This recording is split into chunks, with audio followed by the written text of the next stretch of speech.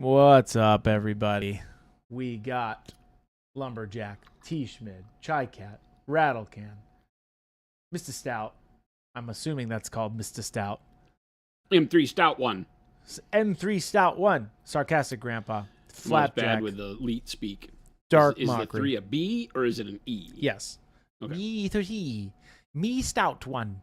Today is Chris Appreciation Day. Oh, it's Really? not. False. Nobody let me know this. That's a lie. So I've already ruined that. Chris and I came s- to blows earlier. I gave him the what for, told him how the world works. We had some fisticuffs. Fisticuffs. Cups and Cups of fisty. we went to brawling. Who? Me Stout 1. Got it. Me Stout 1. What's up, Mo? Get bent, Chris. Wow. Get bent, Chris. Wow. Right out the gate. Mo, Right love out your the face, baby. gate. Don't go changing. That's hilarious. Panic Bomb, what's up? Jason is doing some Saturnine today. We were working on the bronze yesterday, and we're going to be doing this power axe. Maybe some OSL. Really? I gotta do OSL?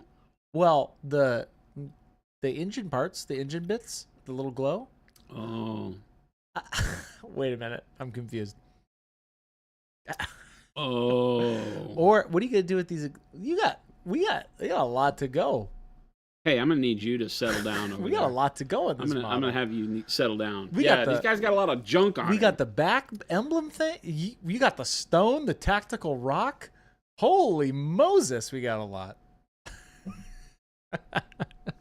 Everyone needs a Chris in their life. Oh man. Well, it's because the you lack of motivation that he provides is tremendous. when you look at this model, you're like, oh my gosh, Well, we're so close to being done. and then you're not. And then you look at a million other bits, and you're like, You know, I am done. I'm not done. It turns out we're very far from being done. Nightwing says, wish me luck. Gonna trek to Vegas on Saturday and try to get the new Centos Celebration model. Okay. I don't know what that is, but good luck in that heat, man. Never heard of it. Don't know what you're talking about. Centos? Lumberjack, that made me LOL. That's funny. Yeah, we had. What are you gonna be doing now, Jason? I'm not talking to you. What? Whoa! Yeah. You're going back to the bronze. Is that correct? I'm not talking to you. You're and this mean to was me. khaki. You're mean to me. I'm It's not mean. Fun Oh my goodness. having to deal with your meanness. You'll dance. I won't. T. Schmidt said, I rewatched Jordan's 2-hour Salamander Squad stream earlier. How well do you think that workup would work with the Tempest Blue under the green instead of the purple at Monument Hobbies? The Tempest... Okay, let me think about this because I'm thinking about this. Tempest Blue under the green. So, because we zenithalled that, right, we used Imperial Purple, right? And then the Salamander Green style, or sat for Salamander You're struggling, Squad. Chris. Struggling. I think the blue would be cool. The purple just made it look really poppy. I love that Green and combo. blue works really well, though. Yeah, I would implore you to try it. Do you have Tempest Blue? Is it just something that you're hoping to do because you like the color, or you don't want to do the purple? What's the... Give us a little bit more of the why you don't want to do it the way it is. Because the blue will look great. Yeah. I just don't want to have that be the only answer that I give you if you're looking for something that's like, hey, what I have is... Yeah. Is it better to go do the purple? Because that's just a taste thing. That's Yeah. what do you want it to look like? I would... Tempest Blue would be, if you were looking just for an Can alternative. you pronounce that word for me again? Telamplius. Okay. Tewimpius. Teleplius. Tempest. No, it's Telupus. Temapesty. Tempest Blue. Tempty Blue. That's not... I get tempty with my blue. Oh, my God. Tempty Blue, under that would be a great color. Chat, welcome to Thursday. This is Jason. I am here by myself today. What? No. So, normally we would have a producer here who helped us along, but some reason that failed miserably. You hear that, chat? Buried alive. The blue, T. Schmidt says, the purple is more punchy than what I've got for my certain green marine collection. Tempest Blue would be cool. And when I mean your dad tempest, Marines? Is that what we're doing? Salamanders, salamander Marines. Oh, he painted up some fishing Marines. Yeah, fishing. That had the blue jeans on, and I wonder if that was where he was trying to go. No, I don't speak English. Yeah, I mean, the Tempest Blue would work great. It would work great. You'll be fine. You do you. Lumberjack says, I think he's broken. Have you tried turning him off and turning him back on again? I never want to know what turns Chris on. Take it easy. Yikes. Family show. Everybody calm down. Family show, Tim. Not trying to turn on Chris. So, for the viewers, can you remind us of this bronze workup? No. Pretty please. I like how you hide behind the viewers on that because you can't remember. No, so now you're like, Jason, to take care of the viewers, could you please bring us up to speed?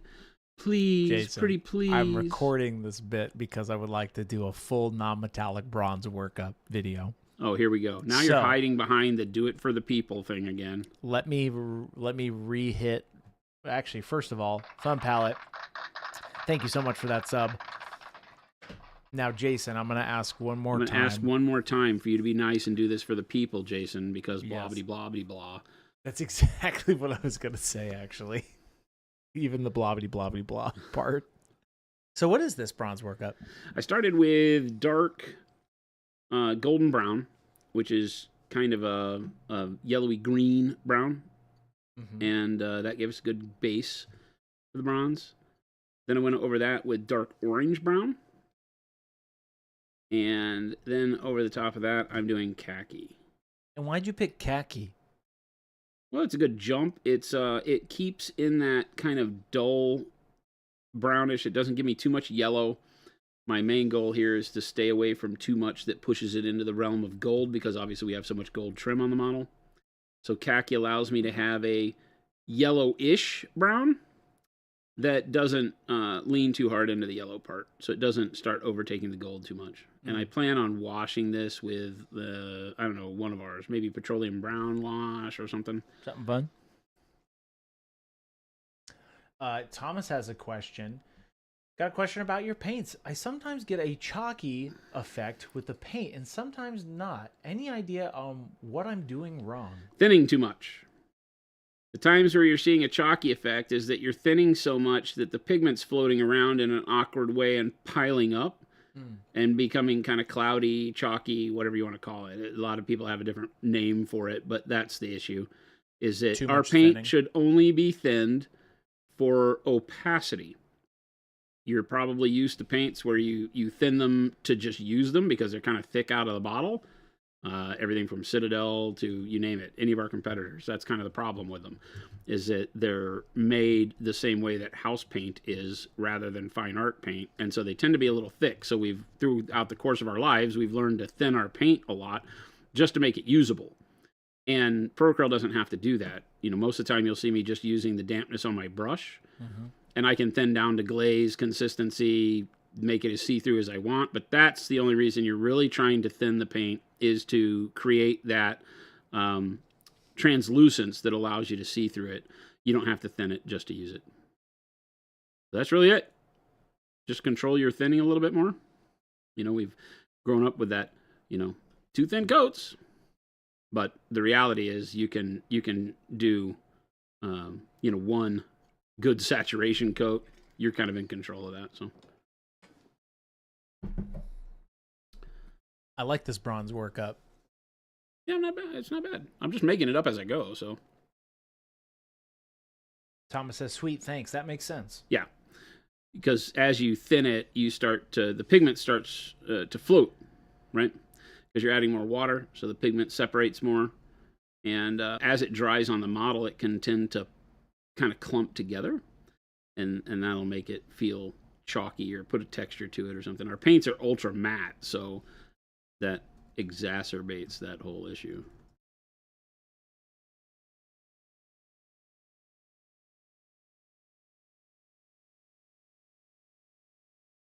Yeah, it's all about that paint control. I do that same thing. I've been practicing thinning down my paints and trying to start with less, because I always tend to add too much or just not thin them down enough when it comes to like a glaze or something like that. You can always build it back up. Indeed. We talk about it so much, how thinning your paint is one of the single largest things you need to figure out. And every paint's a little different, you know, and I realize not everybody paints with just Pro-Acryl or just Vallejo or whatever. So you run into these inconsistencies with your painting as you're doing a model where you'll say, gosh, you know, these certain colors work great and other colors just don't, because you get into a habit of how you thin, right? It becomes like riding a bike. You get on every bike and you pedal the same way. But if you were to get on one where they had to pedal backwards to go forwards, it would throw you for a minute. And that's kind of the way these paints are, is that sometimes you need to thin less or not at all. Sometimes you have to thin a lot. And so you kind of have to look at every color for its consistency and what you need to be doing. And that takes a little bit more brain space that, you know, sometimes we don't want to offer up because we're just painting. We're just getting stuff done. James, welcome in. Great question here. Hey, just getting into 40K and was trying to pick what paints to use. Picked you all because I see all these live videos you do. Awesome. That kind of passion made the decision easy. Now I'm tempted to paint. Thank you. Yeah, James, if you've got questions on where to start, I mean, definitely ask away. What we do. We're here to help you gain whatever confidence you need, whether you've picked up a brush a million times or it's your first time. So ask away. If you see me doing something, or if you've seen somebody out in the world doing something you don't understand or want to learn more about, feel free to ask. Yep. Right now I'm just kind of sketching light on the model for this bronzy metal that I'm doing. And you said you're going to do like a little wash over this, you think? I'm thinking about it, yeah. Like a rubbed bronze-ish? Yeah, I think so. I think like a darker wash over it would give it kind of that oiled look. Would be what I'd be using it more as an effect filter than as like well, I guess it's a color no matter what you do, but I think bright ivory or just ivory might be the trick here. Yeah. I think bright ivory is my highlight.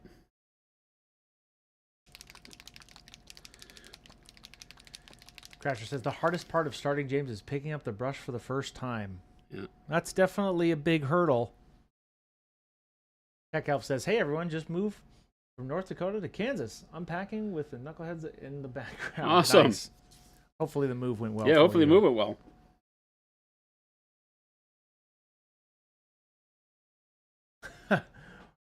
Welcome to the land of corn. Me Stout one says, wish I found MH first and all the other YouTube suggestions.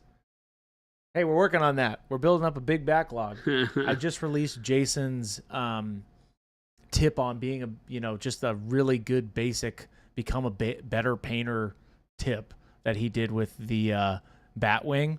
Nice. That. I just posted that about an hour ago. Oh, really? So if you all haven't seen that, go watch that right now because it'll make you a better painter. It's just the concept. So go check it out. That was a good one. It was because nice, concise, great results every it. time, and it really kind of encapsulates my whole painting style. Yeah, you say that all the time. It's a light bulb moment, I think, for some people. Yeah, like because you say this stuff all the time, but sometimes it hits, right? Yeah, and I think that one really did it because I had a lot of people that were like, "Oh, wow, yeah, that makes so much sense." Go after Panic Bomb. You can do it right after. Tadpole Jackson says, was the tip to just put paint on the model? No, but yes. Go check the video out. Tech Hove says, Kansas where I grew up. I came home. Nice. I did the same thing. I came back to Arizona. Best decision of my life.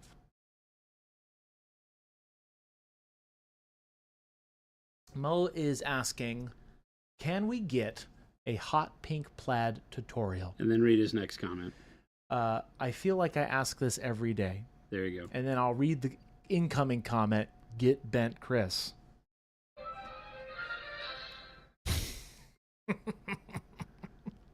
Get bent. That's hilarious. The answer is the same as always, Mo. Absolutely not. Absolutely not. We'll do another one. We will not do hot pink plaid. Yeah, we got you on that one. We'll do one. Okay, we'll do a. How about this? The next short will. Jason. Hey, Whoa. you asked for it. I did. You can't keep acting this way, Chris, without repercussions. Oh, boy. You're right. You're right. That happens a lot. Mo says, I'll never give up and I'll never surrender. Oh, you'll give up. Mo says, do. Chris, you're the best. Thanks, Mo. That's awesome, dude. Appreciate that. Mo didn't say that, but he did in his heart. Jason should make Chris do it. I'll do it.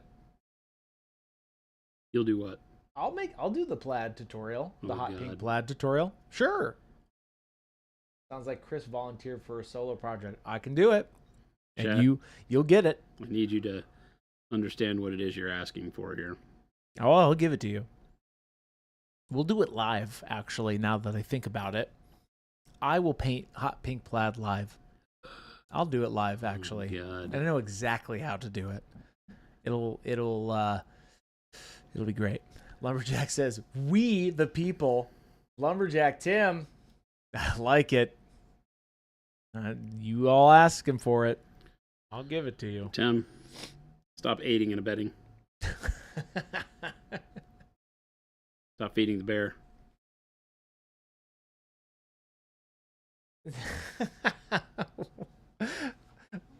Tim says, at least Chris didn't snitch on you his first day of stream. I didn't snitch on nobody. Hot pink plaid smogging coming the next time Chris streams. No, I will not do that to that model. Nope. I'll do it to a different model. And it's going to work perfectly, actually. So I know exactly what I'm going to do, actually.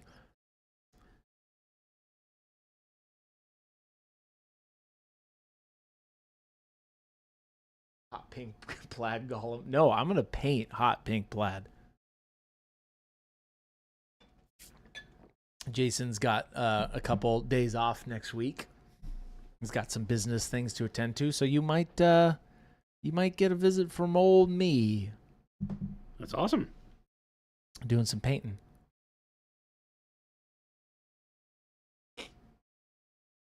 Good old Chris. Bear Paws Miniatures. If I wanted to transition from blue to sky blue, do I create a mix and then glaze that? Or do I use one of the colors directly? Great question. Depending on what you're painting, right? A lot of this has to do with scale. Meaning that, at some level, you can go from blue to sky blue. If it's small enough and there's not enough detail for you to see much of the transition, then sometimes you can do it. I'm a fan of mixing the two together to come up with an in-between color. So you go blue, 50-50 mix, then sky blue. That's always the best way to approach two color gradients. Just do a 50-50 mix of the two. Could you do blue and then sky blue over the top and then glaze back with blue? Yes, it's going to be darker than the sky blue, so you have to ask yourself if you want that brightness of sky blue, then you're going to have to go back after it with a highlight of sky blue at the end, but you could do that. But again, I think the best way to do it is to go ahead and Thousand Suns armor. Okay, that's what you're doing, Bear Paw. Yeah, blue, then a mix, 50-50 mix, and then sky blue. Maybe good. MC Stout says, I failed in one of my painting projects for a fire opal color. Looked like splatter paint. Gotcha. Question on thoughts on how to strip paint off a mini. I'm horrible for asking that. I don't ever strip minis. So what about repriming it? Yeah, at the time where that's the case, unless your paint is just super, super thick, I think you can just hit it with a light coat of primer and be good to go. Sometimes that works out really well because it leaves enough of the color that you painted the first time to give it a base layer of some sort of color. Like if you use black primer, you just kind of filter it over the top. It just dulls your color down. Yeah. That would be my suggestion. It doesn't work every time. You might find yourself in a spot where you're like, no, I have enough texture on there, I really need to strip it. But I don't believe in having to strip models. We've repainted entire models multiple times with just doing a prime coat over the top. Just a thin primer layer. Or just paint right over the top. Just rebase it. If you feel like if you're using like rattle can primer you think might be too thick, then just go with your base coat color right over the top of everything you painted again. It's not a bad thing. Start fresh. Do it that way. Blessed Horizon, thank you so much for that sub. We appreciate it. 18 months. Thank you. That's a big one. Paint Liquor said, just try creating a transition effect with the thin down transparents. I really should use these more. Worked like a charm. They're nice. Amazing. Yeah. We've been telling you. Through an airbrush, too. They're awesome. I'm just now discovering that in my personal journey. I have so many told you so moments with transparency. Yeah. People are like, what the? I'm like, told you. We've been saying it for years. Thought that worried in details being covered. Yeah, you might want to try it. I don't know. Me Stout, I give it a try rather than stripping, because that's going to be a mess. Yeah. It's like you're going to have to get simple green. You got to leave it in there. You're not going to get all of it off. And then you're going to flake it off too. It's just, I don't know. In theory it works, but I wouldn't. Derpstick says, similar question to BearPod. Do I mix warm gray with bright warm gray? I'm painting a custom Space Marine armor and want voltmetric highlights on the power packs, mainly the spheres on them. Okay. So you're talking about just mixing colors to get highlights. I mean, like I said, anytime you're doing a 2-color workup, turn 2 colors into 3. Yeah. Right? Just do the base coat, like in the case of blue, do blue, and then do a mix of blue and sky blue, and then do sky blue. It's always the way to go. It's always the right answer, because it gives you the blended look the more colors you mix in between. Then it just becomes a matter of scale. If I'm painting something tiny like this little ring on the axe, I don't have to use as many colors. I don't have enough space to do too many colors on there, so you can jump a little bit more. But you know, by and large, I'm doing that with most of the colors. A lot of times I'm not even mixing, right? Yeah. So I really like how this bronze is coming out. Watch the video that Chris talked about just posting, and that also gives you a good idea of how you can use those colors together to get really, really good results, and how you would, be able to do a thin coat to start and then a more opaque coat after.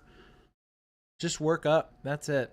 You just work up layering, slightly. And it starts to be second nature, and color is irrelevant. They all work the same. Yeah, it's a great layering fundamentals video. It'll change the way you think about it. That's definitely the way. Fuse T-Schmidt says, Fuse did that orc army on Facebook a while ago. Just paint right over the top of the previous owner's painting. No stripping or priming. We did. We used the previous owner's paint as the base coat colors. Okay, so you just went straight over it. Yep. No airbrush, or did you airbrush Nope. it at all? Oh, that's cool. No, we just went straight over it and basically used the colors that he had done standard green skin blue armor, and I changed it to orange skin using the green of the orc skin that he had done as a way to be the base for my orange.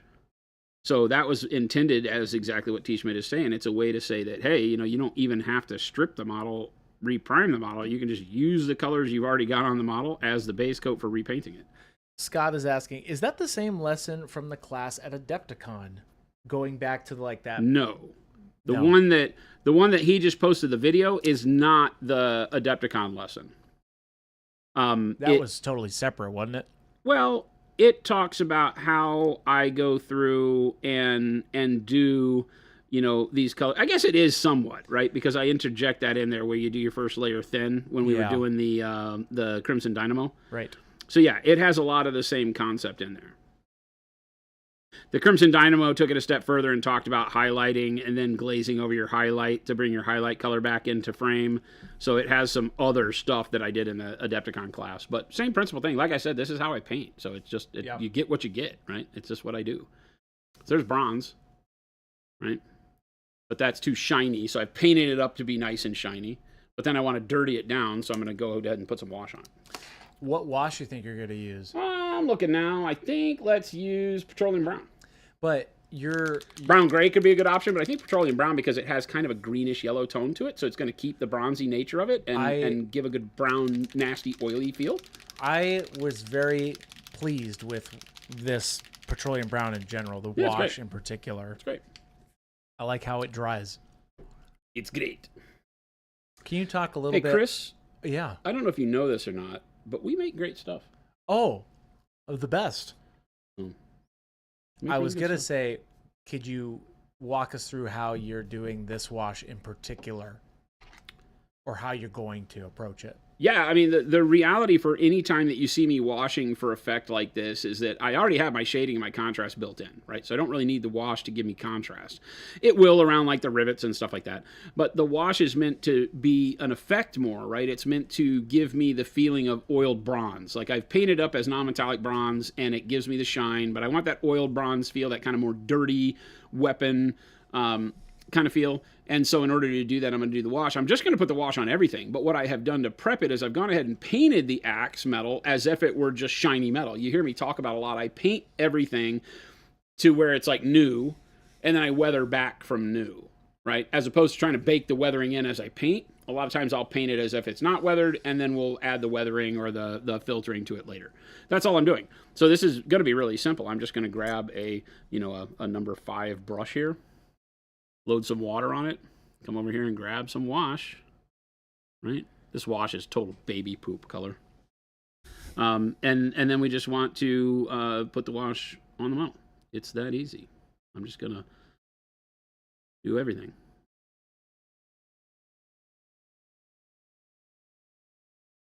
And then depending on how much of the highlight it sinks, because it's going to darken everything up when you do a wash, right?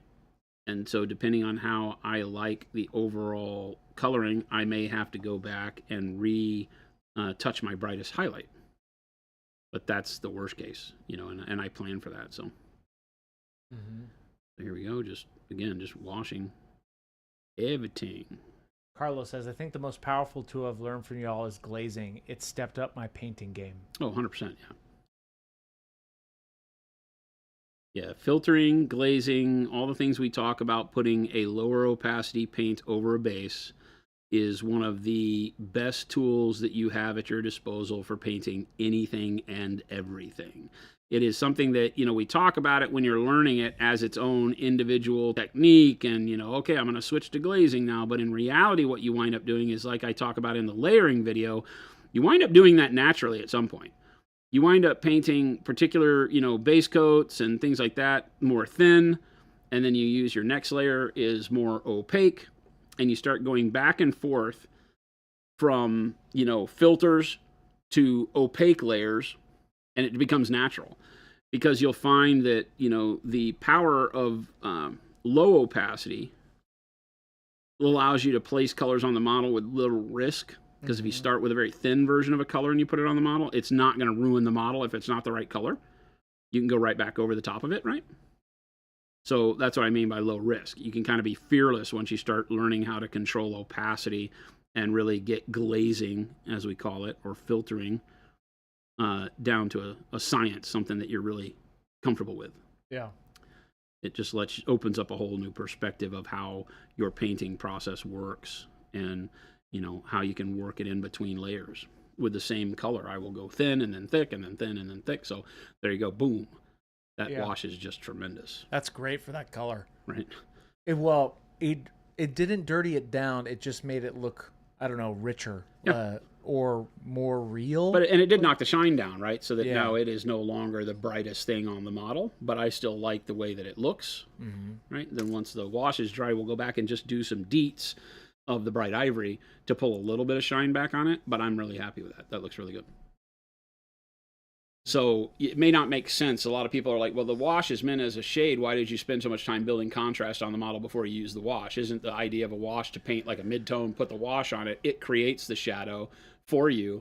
And the answer is yes, that can be a quick way to use washes, but you'll find that your washes become so much more powerful when you go ahead and paint the model like normal. Put a base coat of dark shadow color on there, then put your mid-tone, then put your highlight, and even do your edge highlight, and then put the wash, because the wash will blend all those colors together better, keep your contrast, just darken everything down a little bit, and then you can put a highlight back on top. So I paint the whole area, shadow, mid-tone, highlight, edge, wash, and then re-edge, right? And it makes your washes so much more powerful than if you just mid-tone, wash, and then, dry brush back over that. Pop in real close. Yeah. Ooh, yeah. Right? Uh-huh. It gives me that good, dirty, oiled feel. Yeah. I like that. And you can see I didn't really work very hard with my blends or anything. It's all pretty rough. I'm traditionally painting this guy pretty quick, He just has a lot of stuff on him, but yeah. Artistic Outlaw, is there an ETA for matte gray spray primer back in stock? I recently moved and the moving company wouldn't let me take my primers. Really? Yeah, sometimes the moving trucks won't let you put spray primers, anything flammable in them. Oh, right. Right, because I have insurance that makes them not carry things like propane tanks and stuff.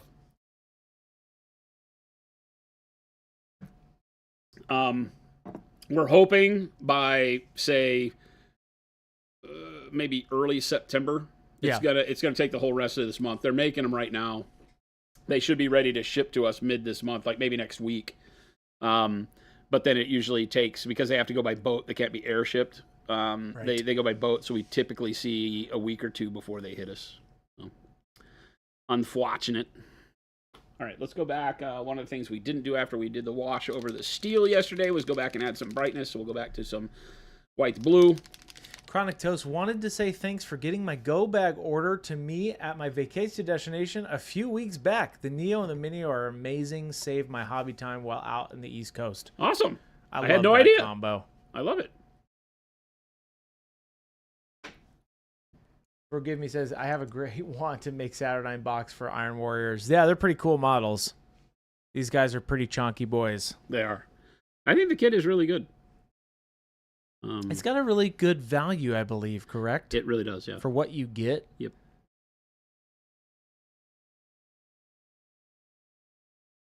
So this is exactly what I was just saying. We want to go back after we've done a wash and put a spot of our brightest color. Yeah. On the shine areas. Just a spot? Yeah, I mean, it's up to you. You can go back and do a lot more highlighting if you want it to appear brighter, but we knocked it down so it looked a little less bright. Right. So I'll just do like the top edge and then maybe just a slight deet or doot on each of these little segments and then the rivets. As Milk says, if you wanted to create a narrative around the Mini you painted, who would he be and where? This guy? Yeah.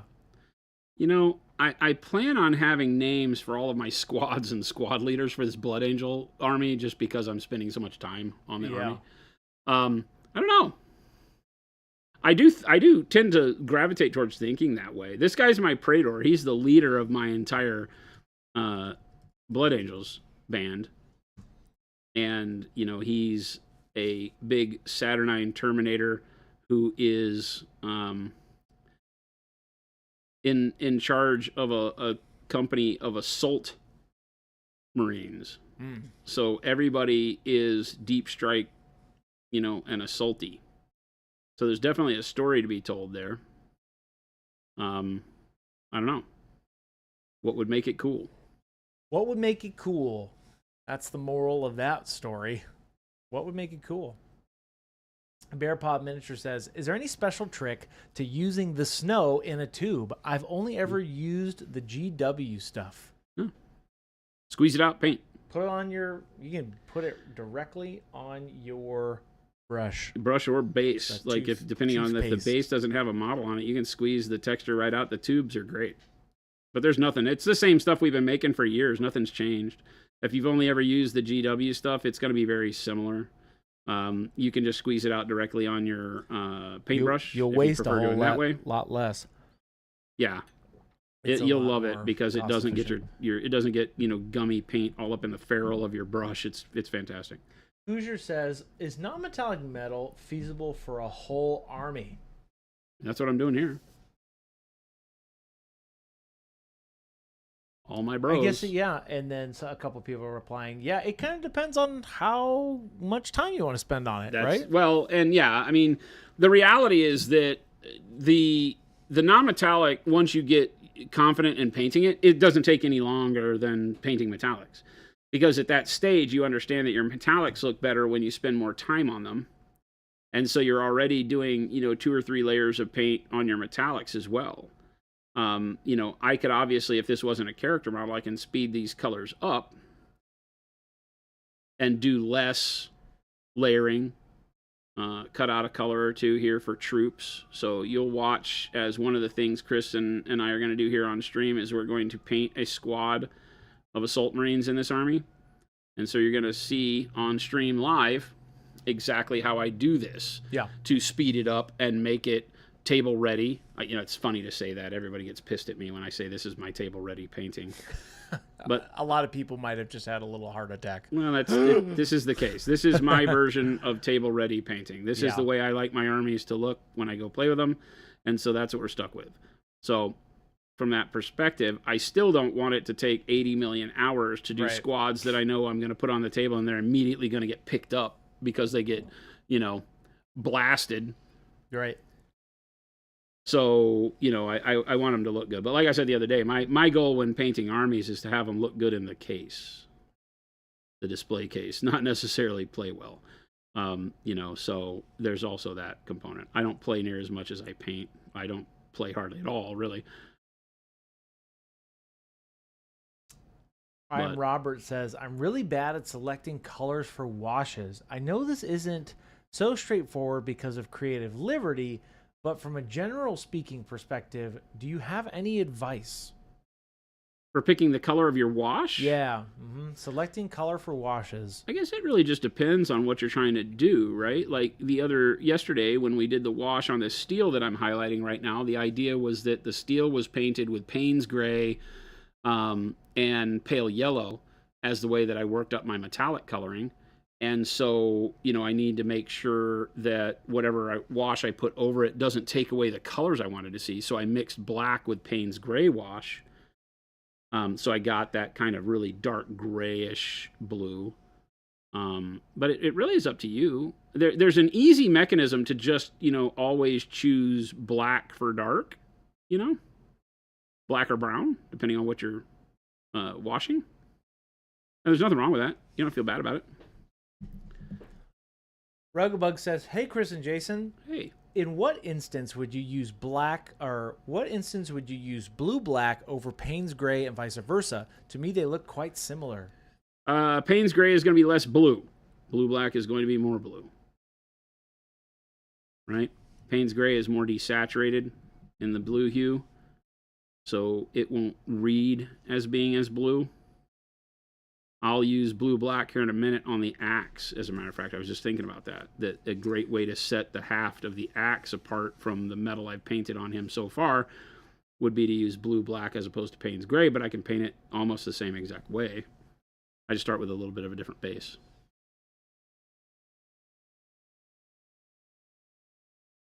So we're going to do this part of the axe that way. I guess we could look at the blade. I don't know what I'm going to do with the blade yet.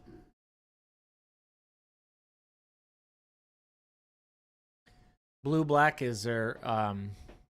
That would be a cool base for it.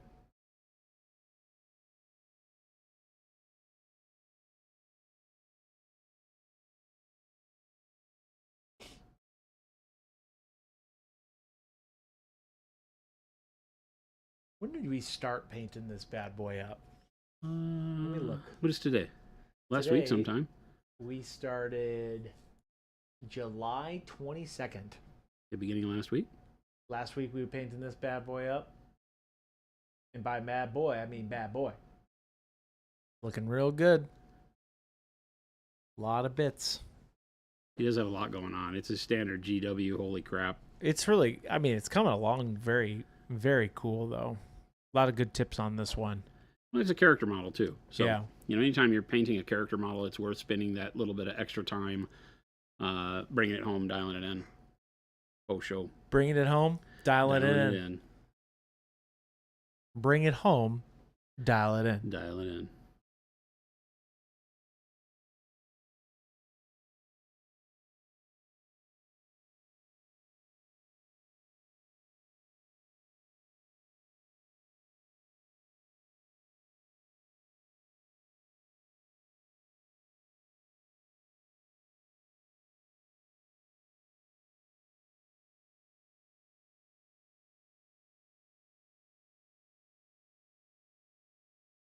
How's everybody's Thursday going?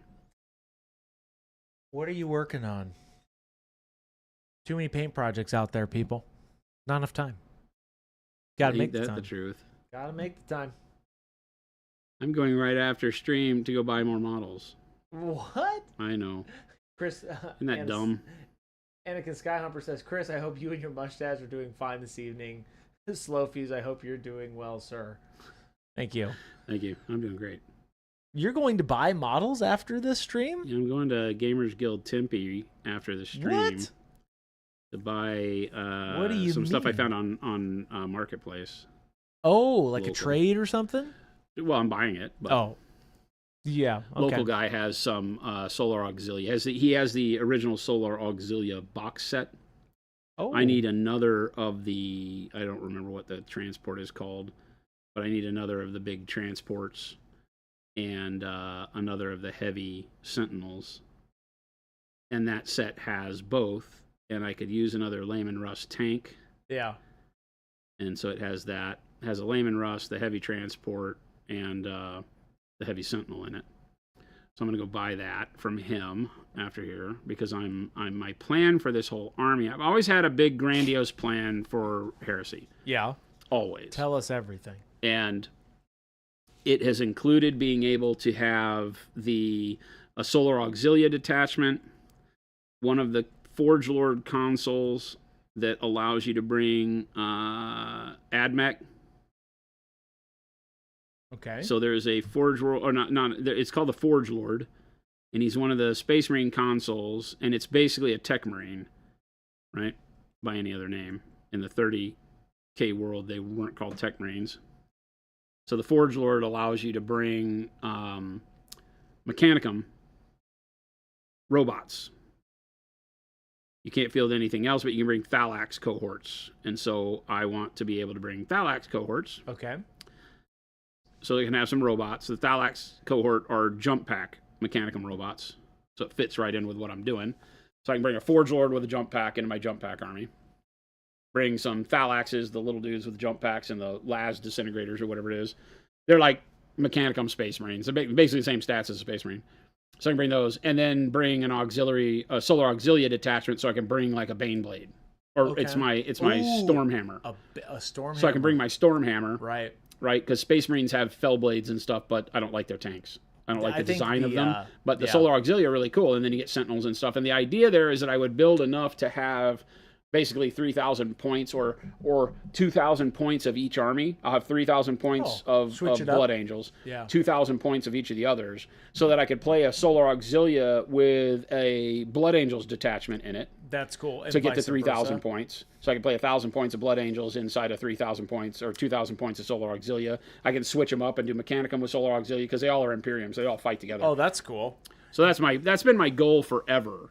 Well, it was my goal when we started our Dark Angels, and then I moved over to the Blood Angels because I got the guy that is doing the true scale Marines for me, at the Primaris scale dudes like this, so that they match better. So now the Blood Angels are my focus, and I've got all that going, being built. So having a blast with it. I'm glad you're enjoying it. Yeah, so I'm going to go ahead and do all that. Damage says, if you were doing this red with true metallic metal, what would be a good way for clean, warm, rich gold trim? True metallic metal. I mean, you're the same concepts apply no matter how you're painting it. You're going to need to have a good base color. So the way that I've used green here for my gold, you could do the same thing. You could do the same colors, right? I could use rich gold. I also love that true metallic, that fast and dirty TTM gold video you did. Yeah. I love that. I just linked that. Yeah, with the magnesium base. That works great. I freaking love that one. It's that such works a great. cool That gold. was the one that we did on this guy, right? And this would look really good against the red armor too. Oh, yeah. Dang. Right? So that gives you kind of a rich gold, but it's done with magnesium and rich gold, so it loses a little bit of the yellowishness. It doesn't look as fake, what I call dookie gold chain kind of gold. It looks really good. That would be beautiful, right? That it's different, right? It actually looks more like the bronze I painted here, right? Yeah, this workup, that link I just put in there, Damage Inc. check that out. That's an awesome way to do gold without it being too gaudy. Yeah. Essentially.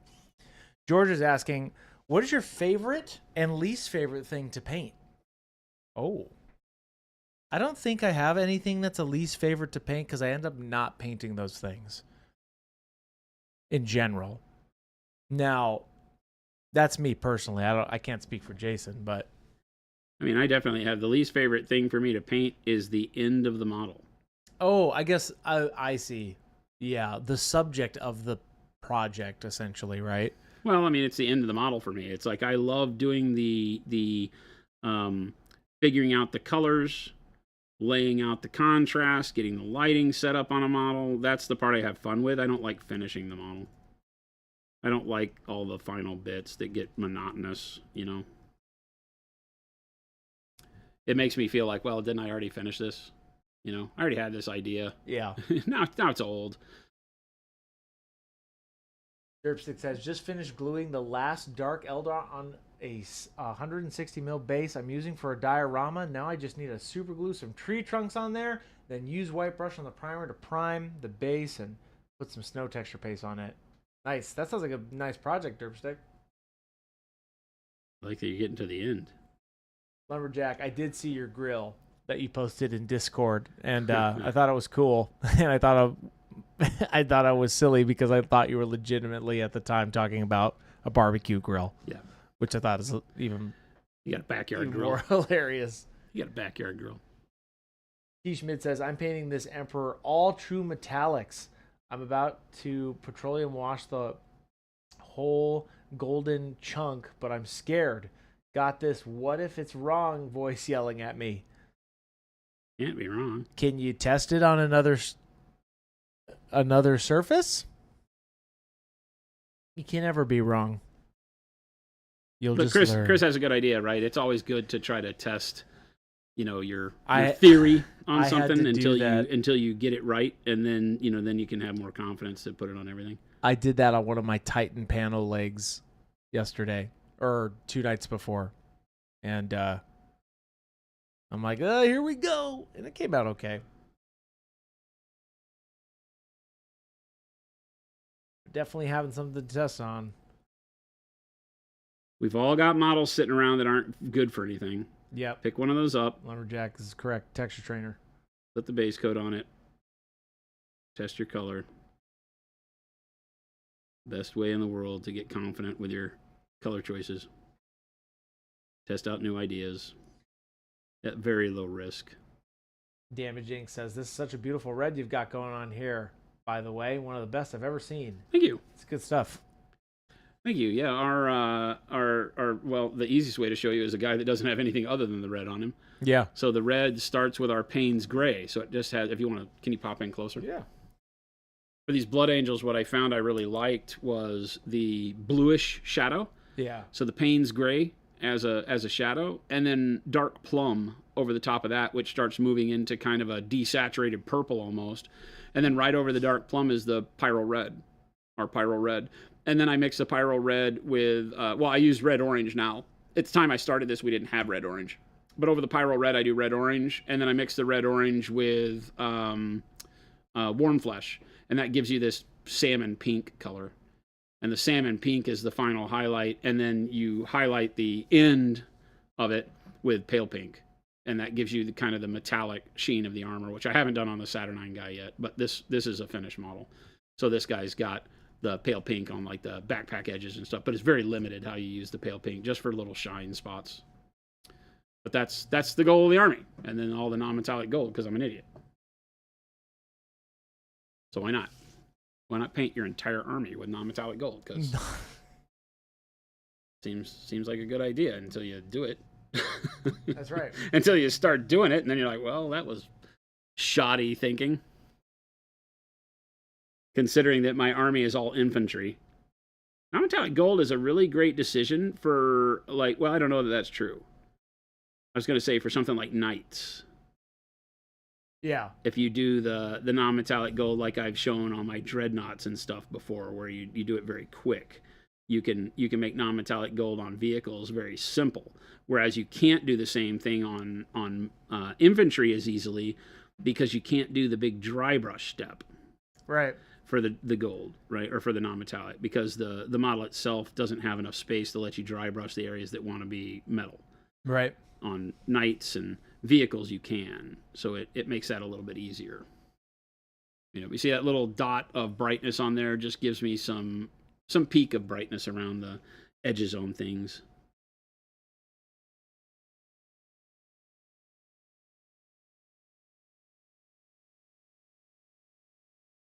Jason, any word on sables being back in stock? I mean, most of them are in stock. Yeah. The sets are not in stock because I think we're out of 2s. Right. Sable 2s. Remember to always look at singles. You get the same good set price by loading your cart with singles. So you can buy 4 brushes and get the same set price. We do our build your own bundle not only for paints but for our brushes. So if there's ever a time where you're like, oh yeah, you're out of sable sets, you can go put together your own set. It may not have, now we may be out of the exact size you need. If you like painting with sable 2s, you're out of luck for a couple months. We may see them in September. Mostly airbrush on those on that Blood Angel. The base coats I do airbrush all of it. So everything on here is airbrush, right? It looks like I did a little bit of the salmon on the backpack already. So I might have done some brush. Oh, I did a little bit of brush highlighting for the top of the shoulders too. Yeah. But everything in the edge highlight and then the little radial highlights on the top of the shoulder. And looks like I did a line here on the back of the cylinder of the jump pack. But yeah, 90% airbrush on these guys for the red. And then everything else is brush.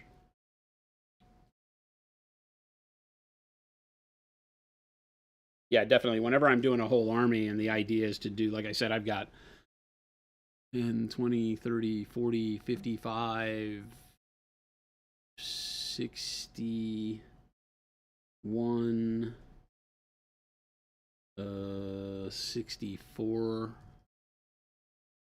64 infantry, 3 scimitar jet bikes, I think. That's my army. Oh, and 2 saber tanks, the little tanks. For just the Blood Angels part. That's 3,000 points of Blood Angels. 60 somewhere between 60 and 70 infantry that I got to paint. And so when doing that many infantry or anything, right, the finding, for me, my brain immediately goes to what is the main color. How can I make that main color really pop by doing the airbrush? And so I typically work from that base and do as much airbrushing as I can to get, like in this case, red, because the Blood Angels are going to be, mostly red. And so get the red done with the airbrush and as little brushwork as I have to do, because then that opens up my ability to do like the non-metallic gold and all the other things I want to do on it. Love the layering video. It helped me a lot when applying the practice to the Space Marines, for example. Do you do the 75%? 50%, etc. on the entire model, or by like armor panels? Well, you're never painting the whole model at the same time, unless you're airbrushing, right? So it's by spot, right? Treat each panel as its own place to do that layering, right? Now, always compare the panel you're working on to the other panels, because you may leave less of the dark color showing as you move to the top of the model. Like at the shoulders, you have less contrast of the original Payne's gray anywhere, because it's up at the top end of the model. Whereas I have a lot more of the Payne's gray on the underarm and bottom of the legs and things like that, because that's in the shade, right? Or shadowed more. So, I probably extend to where I cover 80% of my dark layer as I go up. So you're adjusting the numbers as you go, but that gives you a good basis point to start from. If you treat every panel like that, you'll get a really good look. Did you wash this armor at all with anything? No. Yeah, not you washed some of the metal bits. Oh, we washed the steel parts. Right, we mixed Payne's gray and black wash yesterday and went over this because this was all Payne's gray and pale yellow to get all that done. Yeah. So we went and did that, but I have not washed the red armor at all. Kruger says, as a creator and painter, how popular the miniature painting is getting over the past 5 years, and what do you think the future in the hobby will change, or how the future of the hobby will change? That's a great question. I have no crystal ball. Sure. I know that it has become something where more and more people, painters, influencers want to, influence more. Yeah. Right. It's become something where you can get some modicum of internet fame by, Sure. painting miniatures and stuff. I've never really cared, which is funny for a business that's all started by being an influencer. But I guess I don't know huh? that, that only does good to help more people discover the hobby. Right. So there's that side of it. How I think the hobby in itself will change in the next 5 years. I think there will be more and more people flocking to it as it gets discovered by, things like GW's presence in the video game space, right? Space Marine 2 has undoubtedly brought more people to the hobby. So I love that kind of stuff. I don't know what the numbers are. I don't know that anybody does. Yeah. But I think that we're safe in saying that, over the years, we will continue to see more and more people adopt the hobby or try to get into the hobby, if not for the gameplay by itself, but, for painting. I think one of my favorite things about the hobby right now is that we have so many more people who are joining us for the art side of the hobby. Yes. And not that I have anything against the gaming, but, the art side of the hobby, I think, is way more therapeutic. Sure. That just personally. Obviously, it's what I like to do, so I'm biased. Our company lives off of selling people art supplies. Yeah. So we hope that remains true. Absolutely. But it is also a truism, right? It's that a lot of people are finding solace in the fact that when you sit down with a paintbrush and a model of your choosing, the fact that 3D printing has allowed there to be any model you want to paint exists now, where it wasn't too many years ago that the only thing you had to paint was Space Marines and a few other games. You either liked War Machine, Star Wars, or Space Marines. There was Malifaux and there was some other stuff out there, and I'm not trying to downplay those, but if you wanted it widespread, that's what you had to like. Now with 3D printing, over the last decade, we joke about it all the time. You can just input words into my mini factory and you're going to find a model, and it's going to come up with unicorn farting rainbows, and you can paint a unicorn farting rainbows if you can 3D print it out, or find somebody on Etsy that sells that 3D print. Yeah. So the ability to find something that you like and that clicks with you and makes you want to paint is by far the best it's ever been. And I love that. I love that anybody can find, if they want to paint, we got resin models and busts that are very lifestyle oriented. The surfer girl that we just painted. Yeah. It wasn't too long ago that this was not something you would find, because it's not fantasy. Right? No, it's not something that's like monstrous or sci-fi or anything like that. And now we're stepping out to where you have more lifestyle miniatures that you can get to paint, and so it can appeal to people. Jen doesn't care at all. My partner doesn't care at all about science fiction or fantasy, but she loves painting miniatures. And her first miniatures that she really fell in love painting was the set of chibi Princess Bride models. Yeah. Right. And so she just had fun with them. She loves Princess Bride. And so she gravitated towards that. But she's painted Deadpool on a unicorn and all sorts of crazy stuff. Yeah. Derpstick said, how would you achieve those highlights like on the shoulder pads with a brush? Do circular motions while glazed in the highlight color? ? No. You don't want to do circular motions because you'll get a circular pattern. What you want to do when glazing spherical surfaces or highlighting spherical surfaces, let's grab some color here, right, is you want to treat it like I call it a starburst, right? So you can imagine we're painting the top of the shoulder pad. You want this area to be the brightest on the shoulder pad. Pull all your brush strokes to where they meet at that point, right? Start down the shoulder pad, pull up to that point, right? And create this starburst feel with very thin paint to start, right? And at first mark was pretty bright, but you can see that with the rest of them, I'm drawing little lines that are all coming back to that point. You can imagine this is the top of the shoulder plate there, right? And then you just go and layer that up. So I'll go and get another brush load of very thin white blue, and then I'll, just the same way I layer it. Let's extend these out a little bit because I kind of got short on those. Yeah. Right. And then the next ones that I pull in, can you go in a little closer? Yeah. Right. The next ones that I go in, just like when I'm layering, I'll pull back 75% maybe, and then do my lines. They don't have to cover the other lines. They just need to sit inside there. Uh-huh. So maybe I do 80, 75%, something like that, and I do it in there. That starts to fill in towards my highlight and brighten it up as I get in, but leaves the edges of the lines out towards the outside. Right. Yeah. And then you go and do it again. And you can imagine what I'm going to tell you next. Next time you come in, you retreat that 50% again, and you start doing little lines only towards the very closest point in here, until eventually you're just doing little lines right in here. And then that will give you a much better way to create a glow. Now, I've done it very defined lines, and it's on my skin, so it's not glazing like it would on plastic.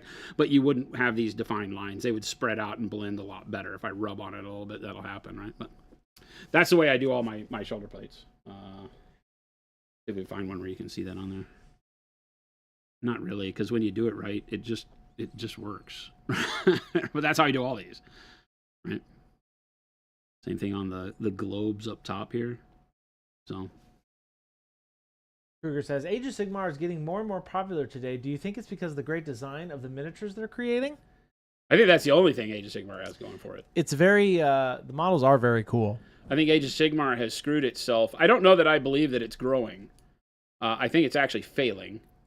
But I don't know. I don't see as many people playing it. I see that, it's a great place to come in, and the models are awesome. Yeah. I like fantasy models typically better than I like sci-fi. Like this guy notwithstanding, this guy's a Saturnine Terminator. He's great. But a whole table full of these guys gets a little bit more boring than if you were painting Sylvaneth. And Sylvaneth, they've got some trees and some elves and some this and some that, and there's a lot more freedom there because it's not just armored dudes with guns. Yeah. A lot of sci-fi armies look very samey. Of course, Space Marines are super samey. You paint Ultramarine, whatever, it doesn't matter what your favorite legion is. If you're just painting Marines and you take the characters away from it, then, and you only have 3 or 4 characters at max, then you have a sea of dudes in armor holding guns, and it becomes very samey. Fantasy I love, and the models work great because you get armies where, you might have a unit that looks very samey, but the next unit looks totally different. Like the bow guys look totally different than the sword guys. It's not just armored dudes holding weapons. It can be, but they've even done, GW's done a great job with Stormcast, making the Stormcast look different, right?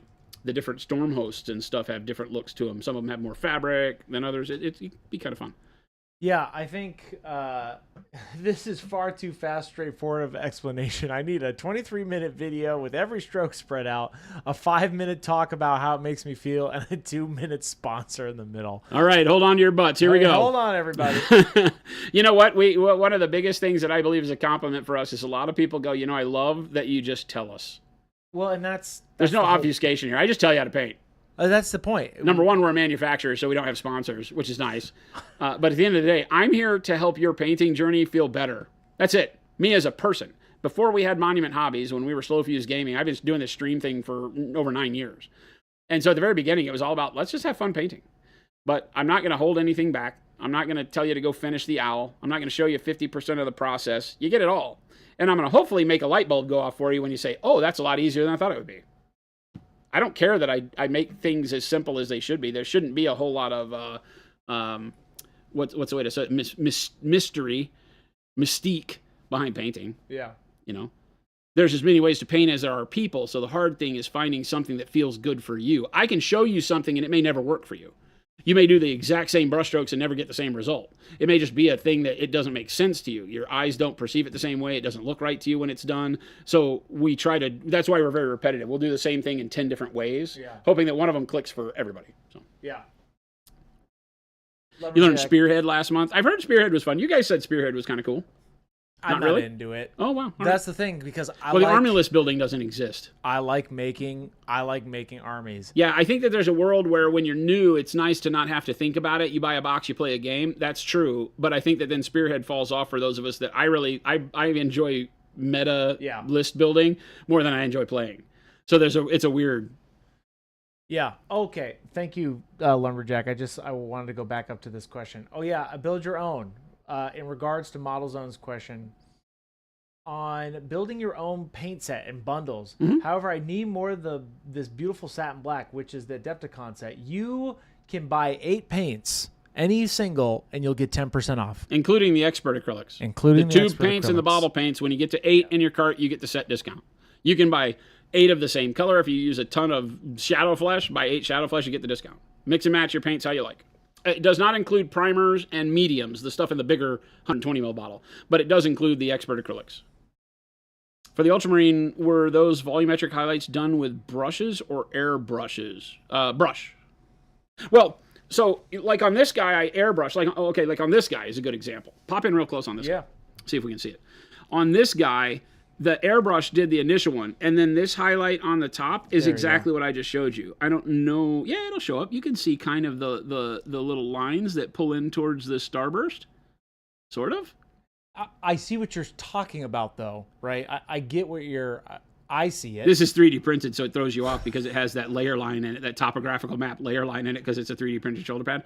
But yeah, all of these highlights, the brightest ones, were done with a brush. The dim one right underneath it was done airbrush. So what I'll do is I'll airbrush up to, oh, sorry. You're good. I'll airbrush the initial highlights, and then I'll brush them up to where I need them to be the brightest, right?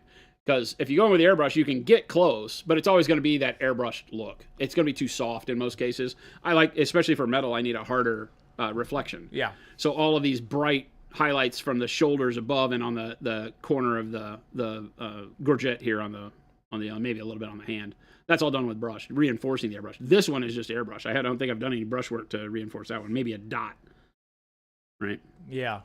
But yeah, so a lot of it's airbrush, and then you follow up with the brush with the same color, right? So you airbrush your highlight color, and then with the brush, the same color will be more vibrant because the airbrush atomizes it, and a lot of dots will look fuzzy. The brush pulls it together and makes it look bright. So you use the same exact color that I did the highlight with on the airbrush off the brush, and it pulls it all together. Yes. And this looks funky, right? It looks like big circles of color until you get other stuff around it, because this is the same exact way I've done this guy. Yep. Model, you can buy any single from any of the signature lines by themselves, by the way. Yeah. You can buy any paint that we have by itself. Nothing is sets only. Yep. Everything is available as singles and sets. Cannibal says, I can't believe I've used an entire bottle of Royal Purple. I can see that. Royal Purple is an amazing color. Quick question from Estrello. I'm struggling a bit to come up with paints to use for 30K Space Wolves Force. I wanted to do the dark storm gray blue. I was thinking of a dark neutral gray as the starting point for sure. Space Wolves. I'm struggling to come up with paints to use for 30K Space Wolves. I wanted to do that darker storm gray blue. I was thinking of dark neutral gray as a starting point for sure. If you want it to be more gray, are you doing it all with brush? Because the slate gray is amazing as a base, right? The new slate gray is amazing. Yeah. I freaking love slate One gray. of the things we talked about as we were working up colors like this on the cloak, right, is that using this would give you a great gray for Space Wolves. And it has, slate gray, cool gray, all of that stepped in between, right? So you can mix it, and it gives you a nice, it's what we use as the basis for white on our Ghost Keel. Yeah. Right. Same thing if you go watch the Ghost Keel video, you'll see all the colors we use to get to this white. Just stop before you get to the brighter colors. Yep. Right? Yeah. And you get a gray. That's what this is. It's the same thing. It's the same base starting point. I just stopped before I got to the brighter colors. Would Jason be willing to show off a quick gradient using the fluoro purple to fluoro pink?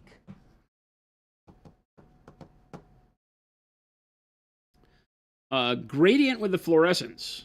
They're very translucent, so the gradient kind of just happens. How do you, right? Yeah. Fluoro purple to fluoro pink. So this is almost like something you would wet blend, right? Yeah, okay. A gradient. It's just a blend.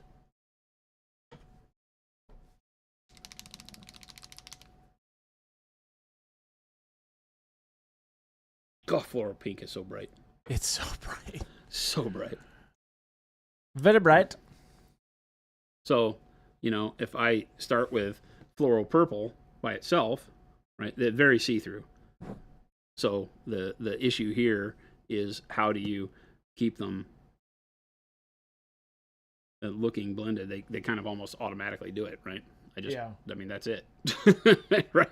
It's that easy, right? You just pull one color into the other. And because they're translucent, wet blending becomes super easy, right? You just kind of mix them together in the middle. Right. And that's it. Boom. Gradient. Fluoro purple to fluoro pink. Bunched up here at the end, but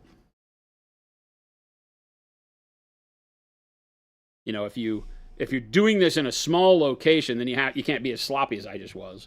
But you could come through with like a smaller brush and do the same thing, right? You could have like if there was an eye, right? If we had an eye shape, I don't have a dark color here, but like if we were painting inside of an eye or something like that, and I wanted to do an area like this, and then I could blend the two. They're just like normal paints. They're just more translucent, but you can blend them together, mix them together, I should say, right? And then you can mix it together, and you could put the mixed color in between there, right?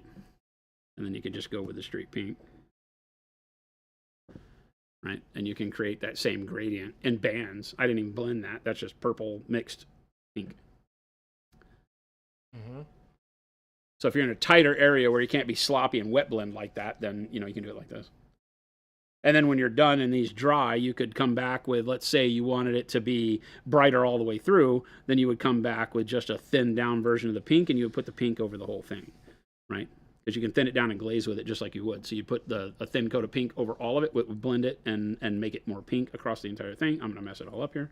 But vice versa, you could do the same thing with purple if you wanted it to be darker.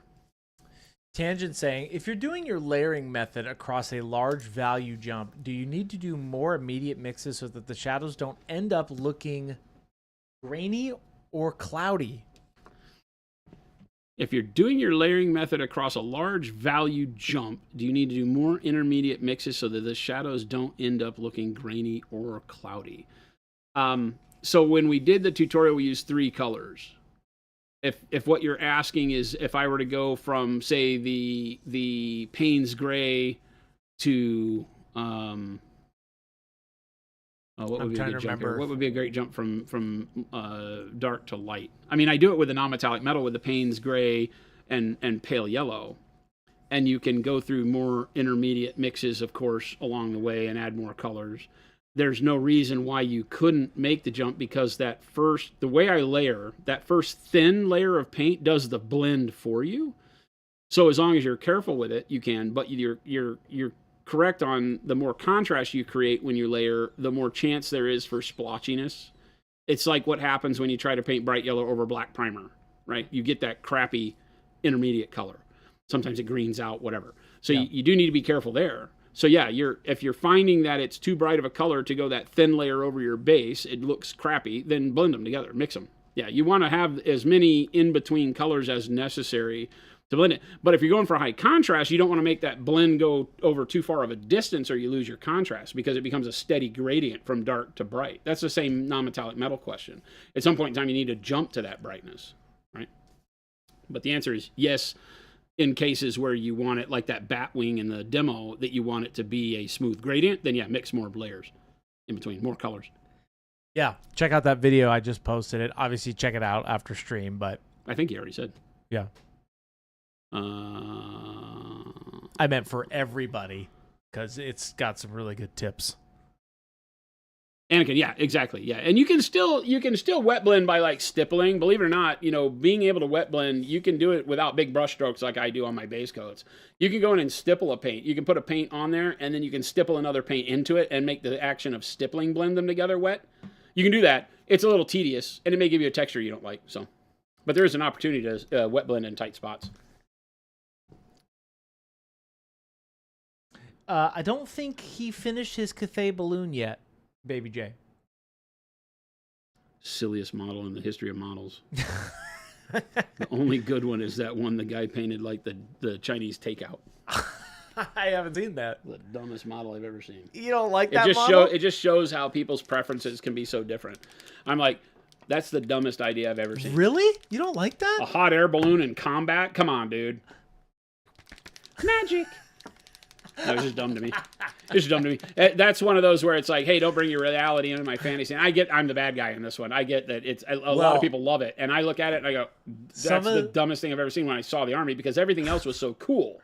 The big terracotta, big soldier dude. The dragons were really bitching. Everything was so cool. And then it's like, here's a lantern. I was like, oh, placate more. So then I saw the guy painted up like it said whatever it was, happy day, thank you very much, or whatever it was for the Chinese takeout, and he painted it white with the Chinese takeout little gazebo thing on it, like you would go to Chinese takeout and get it. He painted his up like that, and I go, that wins. Okay, it's funny because in the game Total War, I believe they have them, and they move like this, and then they drop big bombs from really high up. Don't care. I just don't care. It doesn't justify it. Jason, but it's a hot air balloon. Doesn't justify it. Well, now you have to paint one. Doesn't justify it. No, I don't have to paint one. Now the world wants to see you paint the balloon. That's not how that works. You can like what you like, and Jason, I like what I like, and I don't like that damn balloon. I think I don't like the Caradron overlords with stupid balloons either. Yeah. right? Yeah. I just find some design concepts just don't work for me. I get that I'm not trying to tell you that they're stupid. Sorry. If you're new here, you'll understand very quickly that I'm very... well, you think it's stupid because of the logic behind it. No, I just don't like it. It doesn't appeal to me. Oh, there you go. It's like Tau and 40K doesn't really appeal to me. They're fun models to paint, but as an army in 40K doesn't appeal to me because it doesn't fit the grimdark aesthetic. Right. Somehow there's this race from the edge of space and time that is Gundam. Right? Okay. It's like you could tell that when they invented Tau, what they were trying to do was appeal to a different group of modelers. Oh, I see. Yes, I understand what you're saying because they weren't trying to make another Caradron Overlords army list for 40K. They were trying to do two things. They were trying to make an army list for 40K that appealed to a new group of customer base. Yeah, and the and it was too far outside of what 40K feels like to have Tau all of a sudden show up, and you have these big high-tech robots and all this stuff. And the Caradron Overlords, I feel like, is the steampunk aesthetic. Like they had to fit it in there. Your kids just walked by, heard me, and yelled, "Okay, boomer. Tell your whippersnappers to get off my lawn." Oh, gosh. Would be a great candidate for hot pink plaid. No. No. The Chaos Dwarves have the very similar feeling. They're very steampunky. Like they've turned them into it with like the big metal bisons and stuff like that, Those, I feel like those are not as steampunky. They're more like Bronze Idol rather than steampunk. Yeah, I don't find them to be steampunk. Even as a diehard Gundam fanboy, Tau don't really... Yeah, that's the thing, is that they couldn't commit fully to that realm because then it really wouldn't fit. So they tried to bring Tau into something that felt similar. Kroot felt like 40K, right? So you had Tau, and then the Vespids and the Kroot, and the Vespids and the Kroot felt 40K, but the Tau never really felt 40K to me. I was like, I painted a bunch of them, and I'm like, it just doesn't work the way I want it to work. All right, I think oh boy, I don't know. There's so much red. I was thinking about doing metallic red here. I just don't know. Metallic red. Now, hear me out. Do you think if you put more red on there, it would pop? I'm not calling that out because I think that red on the other one looks different from the red armor, but that's a lot of red. It's a lot of red because he's already got a lot of red. Right? Which is fine. Are those purity seals? What are those? They're like oaths of moment. They've been very careful to none of them have little wax stamp seals on them. They actually have these like metal bits. Yeah. Jason, but do whatever you want, man. I don't know what I want. That's the problem. Roll for it. Roll for initiative. What I wish is that it didn't have this damn bolted-on eagle wings on the cape. I find that's kind of silly. And I don't really want to do it gold because there's so much gold already. What is this thing? I don't even know what you call that thing. It's a crest or, it's just an emblem. I don't know. We don't know. What is it? It's just a thing. Is it metal? Yeah, well, it's bolted on. It's like riveted on. And it's wavy metal? That's what my question is. Is it wavy metal? What's going on here? Leather? Could it be leather? It could be leather. I would say do it leather because that would actually look dope. It could be leather, I guess. That would look dope, and it would match your front. You don't like that idea, though. I don't like that idea. Then don't do it. But maybe you do it leather. Don't do it. You got to look at this thing on the table. Brown leather for the eagle could be cool. Yes, but I don't know. That would be the only thing that would work inside rivets, right? On cloth like this, moving around. Well, and move around, right? The metallic just doesn't feel right. Yeah. So yeah, let's do leather. Let's see what it looks like. Oh, but you don't want to. Chat wants it. Chat made me do it. Snazzy says, don't do it, but maybe you do. I'm going to do leather. We'll see what it likes. See how it comes out. I'm going to do it, chat. Just for you. Valthorn says, am I nuts, or is the cost of Valthorn?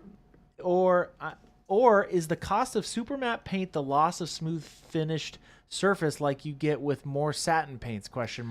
Am I nuts, or is the cost of super matte paint the loss of smooth finished surface like you get with more satin paint? So from a texture standpoint, you do not have the same smoothness, right? The way that you get matte finish is by having a more inconsistent surface texture. so that light doesn't reflect back at a uniform angle when it hits the surface. That's how you do. You're basically eating up all the light energy by having it bounce around between the particles on the surface. Okay. So if you looked at it under a microscope, it'd be really rough. A matte surface. Matte surface, yeah. Okay. And when you polish a surface, right? So like when metal doesn't shine and you look under it under a microscope, it has a lot of what we call teeth, right?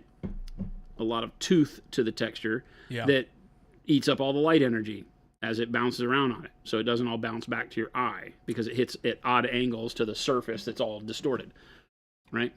And so, you lose that when you have a matte finish. Now, it's always crazy to me that people care.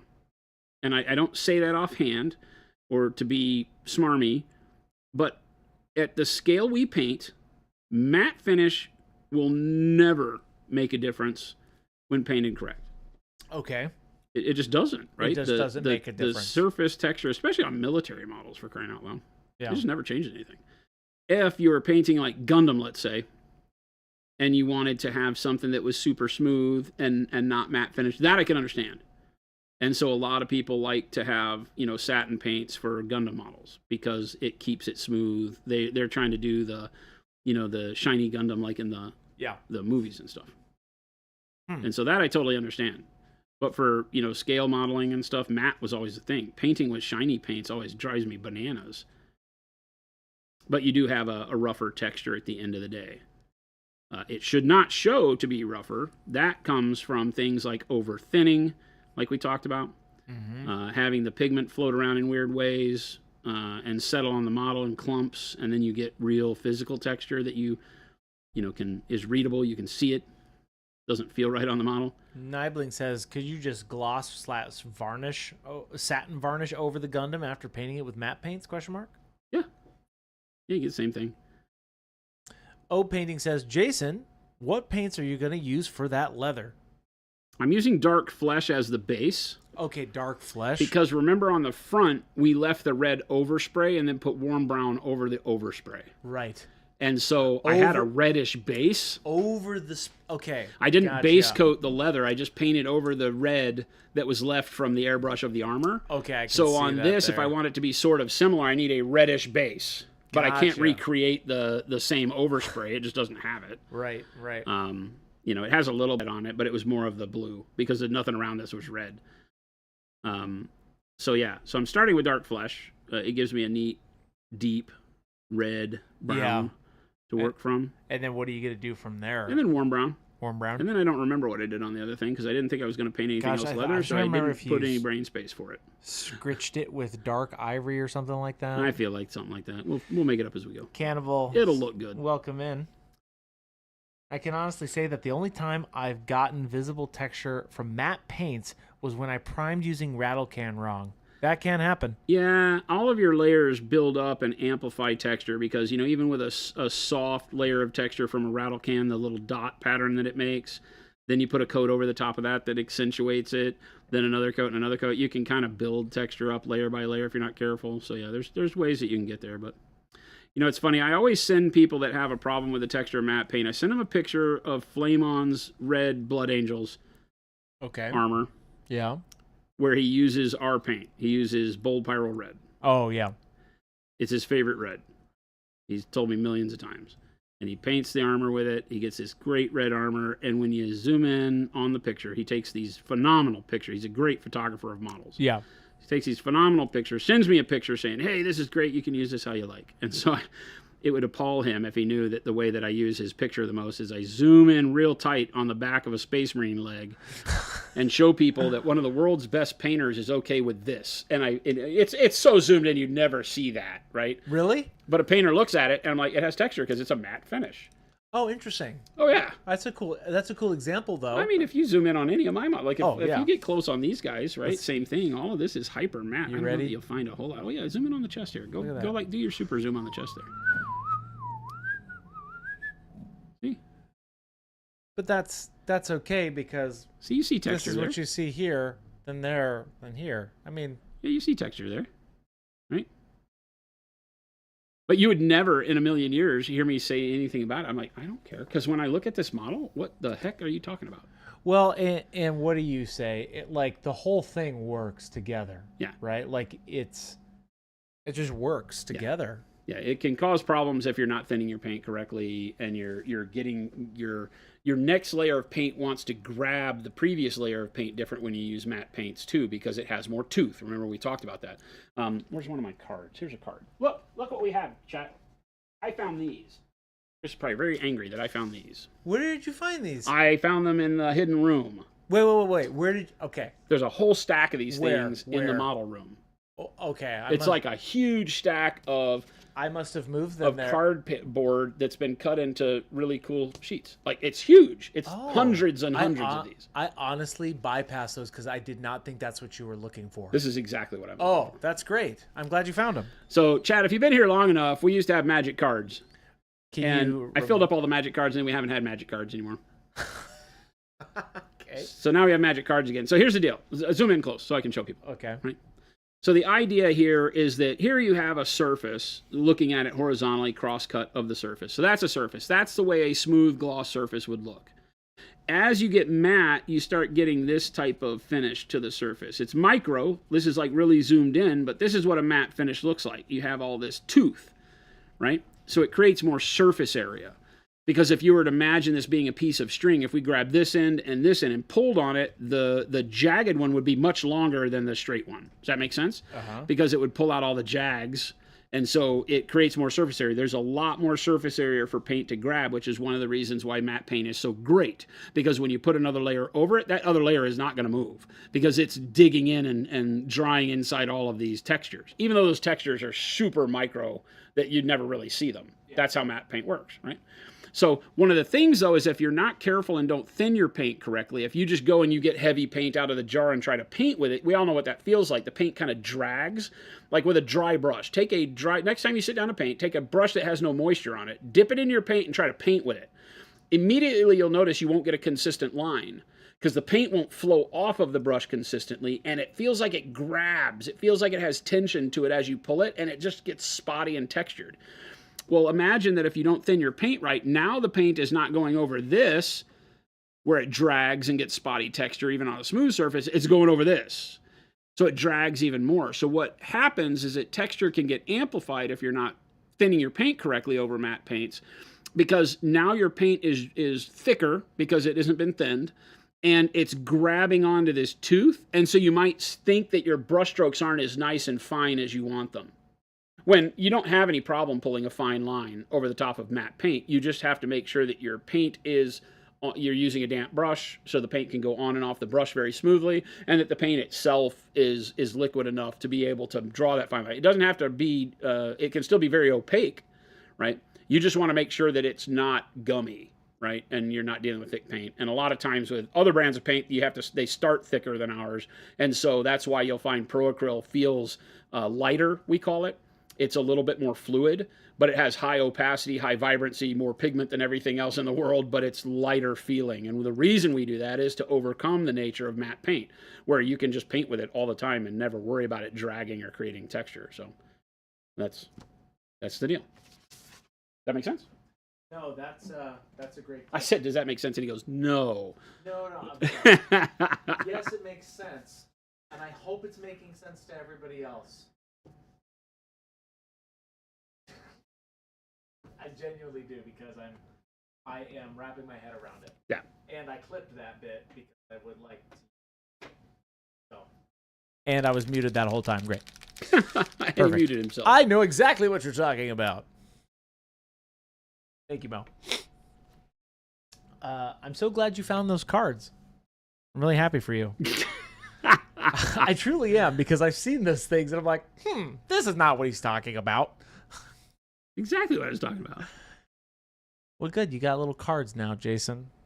So my little tint tone. I grabbed a whole stack of them and brought them in. My little tint tone and shade that you did the other day, which this is actually going to be a video chat, this paper that I'm holding up here, because this is a great tip on tint tones and shades. Yeah. But yeah, the little cards. Philip says, Christopher, okay. Philip said, are we painting with graphite now?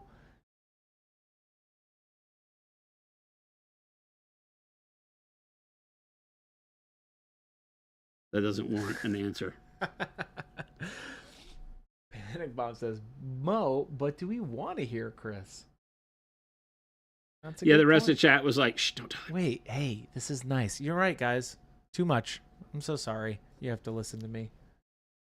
Get over it. Too much. Figure out what I did here for this mix of browns. What did I mix into that? Maybe it was... I don't remember. We're going to do the rest of the stream just using those cards. I'm just going to draw this model, well, and then I'm going to draw in the colors. Well, it's a great way to explain it. Obviously, our texture trainers would be more ideal, but you can't always have a texture trainer that's fully painted for the example you're talking about, so the cards work great. So that's the idea. Yeah. All right. I'm going to go back in time and figure out what I did here. I have the paint on the palette. I have no idea what I mixed in there. I don't have any ivory on here. I feel like it might have been pale yellow. I will not be painting the Cathay blue in pink. I kind of want to paint the Cathay balloon now. No. And then put a light bulb in it. Jordan loves that thing. Okay, you want to know my fundamental problem with it? Is that it's not worth like 700 points. It's worth like 140. Because it's got to be garbage. Well, not that. Not that. I'm just like, what? You can't have, you can have 15 of these? Can you imagine just like a... We will blot out the sky. A table of blimps just Our coming blimps at will you. blot the sky. Movement speed 4. I'm coming for you. Here we go. Which is exactly how I would play. So I can't be dogging on it too much. No, I ain't painting a balloon. I just don't want to figure out how to paint that fabric, although that would probably be a really cool tutorial on painting like canvas fabric like that. It's not going to work, Chris, so stop. I'm not for you, but maybe we do it for the people, you know? But just stop. It's not going to happen. Call Me says, it's an amazing model. The whole range is awesome. I didn't expect that from Old World. They've got some cool models in there, but to Jason's point, how does it even compete with a dragon? The dragons are super cool in that line, and a lot of the other models are super cool in that line. I think that's the dumbest thing I've ever seen. You should paint up one of those. Not the dumbest thing I've ever seen. Those, I'm not a fan of that model. Those Age of Sigmar dragons. You should paint one of those up. I have a bunch. That would be cool. The big one? We have the big one. Paint it in a classic Pete's dragon. Green and yellow belly. Oh, I could do that. That would actually be kind of fun. Yeah, we have I forget the named one. Yeah, you have both of them. I don't know what they're called. Those are really cool models, though. I thought about buying one just literally to use it, but that's why we got Smaug. Yeah, they're cool. GW does dragons really well. They do, 100%. They didn't always, but their newer ones have been great. When they did the Stormcast ones, except for that idiotic one again here. I don't mean to. Okay. Okay, so I have to back up here because people will learn, if it's your first day here, you'll learn about Jason very much when you start asking me about design cues. I'm not exactly the best at containing my lack of enthusiasm for bad design. Well, that's why we the appreciate Stormcast it. Eternals model that is the guy on Stormdrake or whatever it is. What's that guy?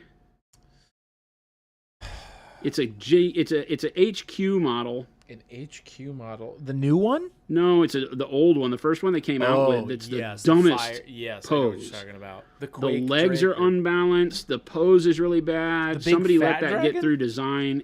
Somebody should be fired for that. The big fat dragon? Yes, on like I forget what it's I know exactly what you're talking about. On Stormdrake. Stormdrake or something like that. Stardrake. Stormcast Eternals, Battletome. I'm looking now. The pose of that model with its armor is god awful. It's horrible.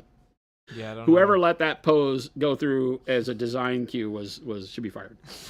That's just all there is to it. That's bold, Jason. That's a bold move. Sorry, man.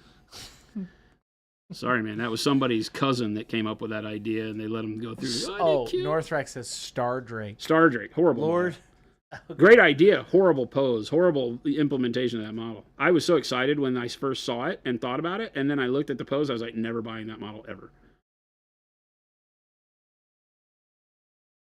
That front, I want to say front right leg, Okay. is literally the worst anatomy and posing. I can't find it. 1 second. AOS Star Drake. Oh. What? It has that one leg that's like straight. Well, it's on the. It kind of looks. Oh. It's horrible. It kind of looks like a. Kind of a cool model, though. Right? No. I already stated my case, man. Okay, no. Great idea with a horrible implementation. From the side, though, it does not look like that. I'm seeing if somebody take a picture of it, and I did not realize it looks like that from the side. That stilt leg. It's like, what the heck is going on here? Alex WP says, the Cathay Storm Dragon is up there for me. Easily one of my favorite new sculpts. It's very cool. Interesting. I think they have 2 dragons, right? I believe so. Yeah, they're very cool. Those I would paint. I have no need to paint them, but they're cool. I have no need to paint them, Sam. I will not paint them in a house. I will not paint them with a mouse. I will not paint them in a box. I will not paint them with a fox. That's right. I will not paint them, Sam. I will not paint. Sky Lantern. Do. I won't paint that either. How much would it cost for me to get you to paint a Sky Lantern for chat? $2,500. That's it? I mean, it's still painting at the end of the day. I guess that's true. Do I get to paint it however I want? Yeah, dude. Well, I would expect you to paint it like Chinese takeout. Like Chinese takeout. That was really good when I saw it. Because I the thought hadn't even crossed my mind, and then I saw it and I go, okay, maybe. No, whoever painted but that, then I would just be copying. That guy or gal was like, okay, this is Chinese takeout. I love that the first thing they saw when they saw that model, whenever they announced it, was like, I'm painting that like Chinese takeout. It's been so long. They've had like Cathay mercenary models and stuff in the past, but we didn't get a whole lot of, neat stuff for Cathay.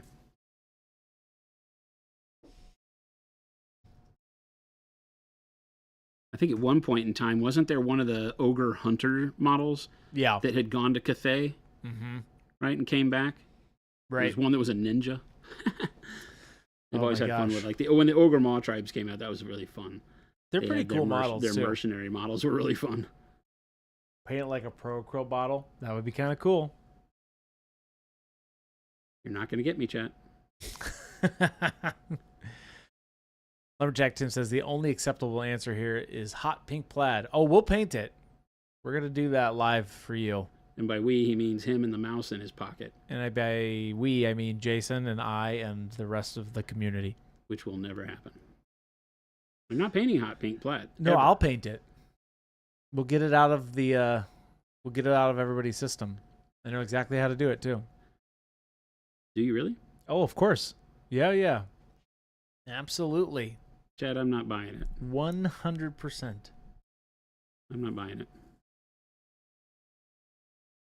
That leather's coming out good, Jason. Looking good. Kind of goofing off. You goofing off? No. This happens from time to time. This is serious business.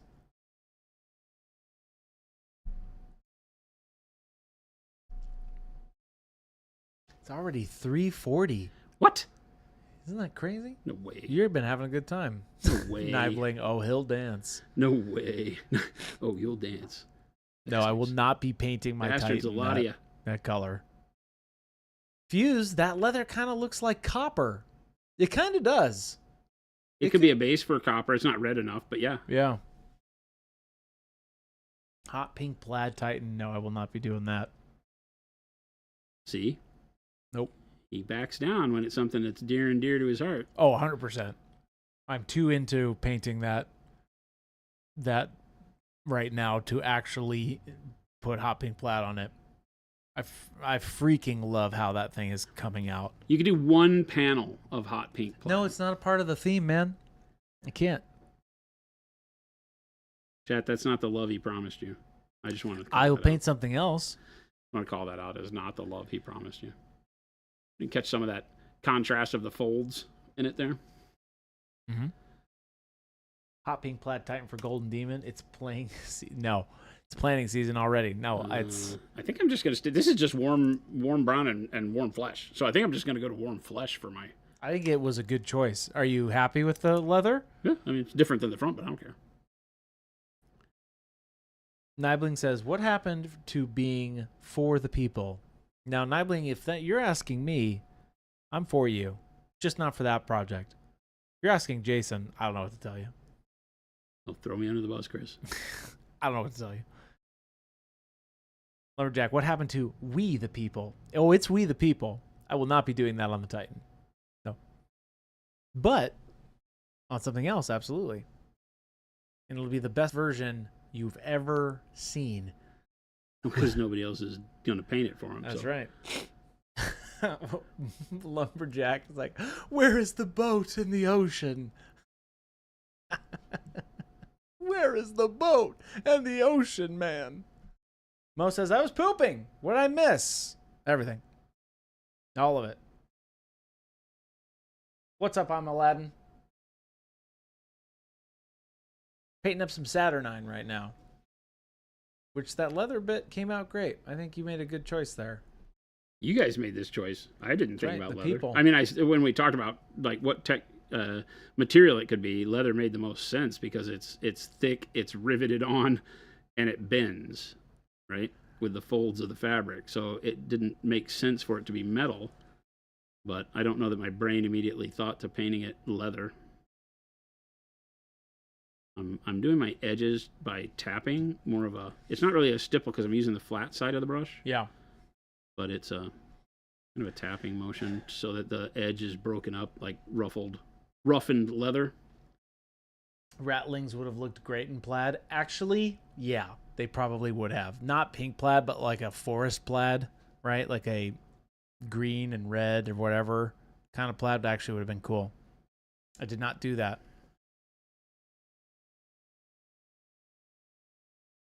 Mo, it doesn't exist. It does not exist. I have another strategy of painting hot pink plaid, though. So get ready for that.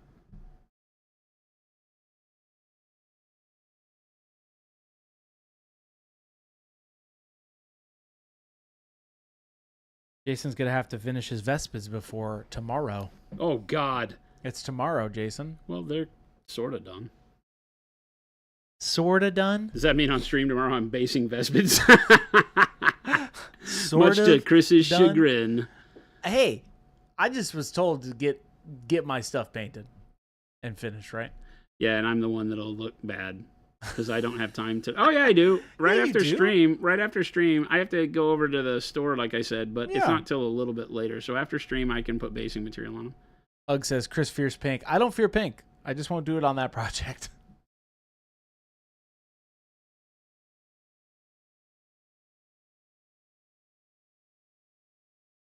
Sculpting vid where no, I will not be doing hot pink plaid. No, sirree, Bob.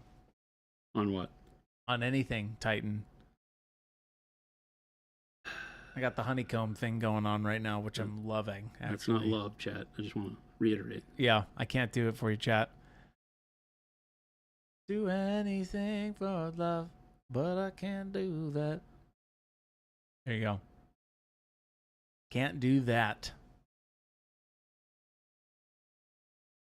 Do anything for love. Tazzle says, you should show the Vespids on stream once they're done. They're really cool. I'd love to see the finished ones. Me too. I get it. There he goes. He had to throw in a sound effect, didn't he? He just had to throw in a sound effect. This is not love. This is not friendship. No, it's fine. They're done.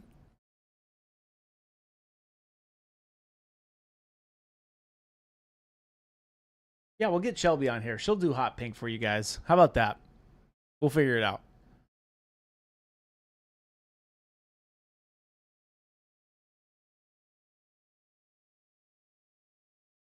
We'll get that all figured out.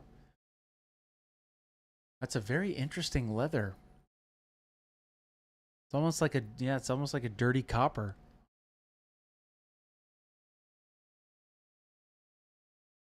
No, This color could have made like a pretty cool bronze. Not really bronze, but some sort of metal. Yeah. Right. Hmm. Hard to put scritches on this because of these feathery looking things that don't really have the ability to give me a whole lot of space to play with here. Anakin Skyhumper says transparent brown filter over this, maybe? Yeah. Yep, you got it. Oh yeah. You know my steez. It's so satisfying, that transparent brown over this. You know where we're headed. It's very nice.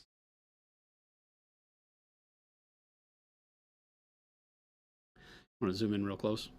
Heck yeah, man. You can see the kind of texturing that I'm doing to give it a little bit of beat upness, but the way that the wings are sculpted on here doesn't give me a whole lot of room to do too many scritches, because no matter what I do, the angle will fit in right with one of the feathers and make it look like it's a misplaced highlight if I'm not careful.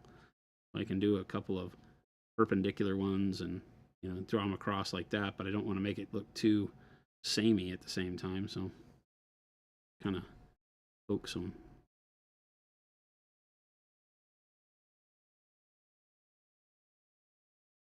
Nightbling, no, I will not be putting my Titan on a green base. So what he told me the other day was that it's a green base all the way. So he's lying to one of us. These are not true facts. False facts, actually. False facts. False facts. Are you calling me a liar? I am. Damn it. I did not say that. Damn it. All right, there you go. Oh, wait. You know what you didn't do? What did you do? We forgot to trim around the gold plate. This will allow me to do the little shield in the middle in gold, which is kind of cool. Right, this little area here. You gonna do your Purity Seal workup?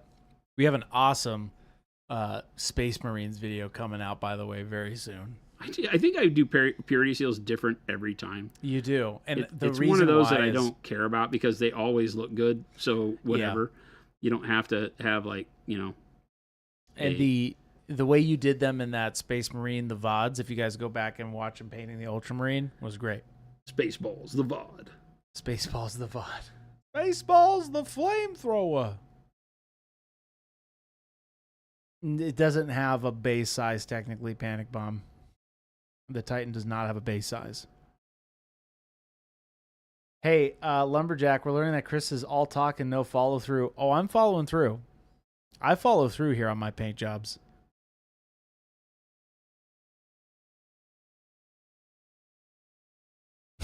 Unless it's Christmas in July, then all the follow through for that. There was much follow through for Christmas in July.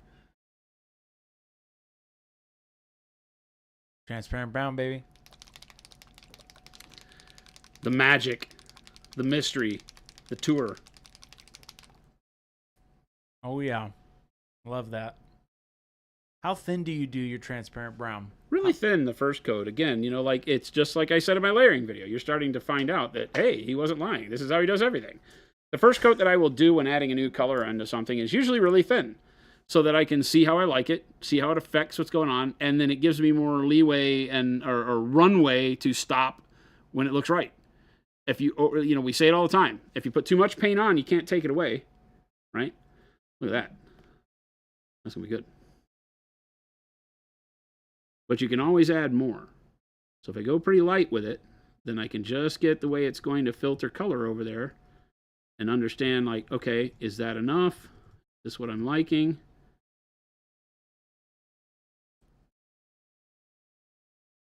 Right. Popping close so they can see what's going on. Yeah. Right, take most of the moisture off from my brush on my thumb. Back over here, a lot of water on the brush, so that again, it's giving me the ability to just layer up a little bit of that brown filter on there. I can choose to cover everything, only parts of things. I don't have to shove it into the shadows if I don't want. I'm not treating it like a wash necessarily. A filter is more of a specific placement of color.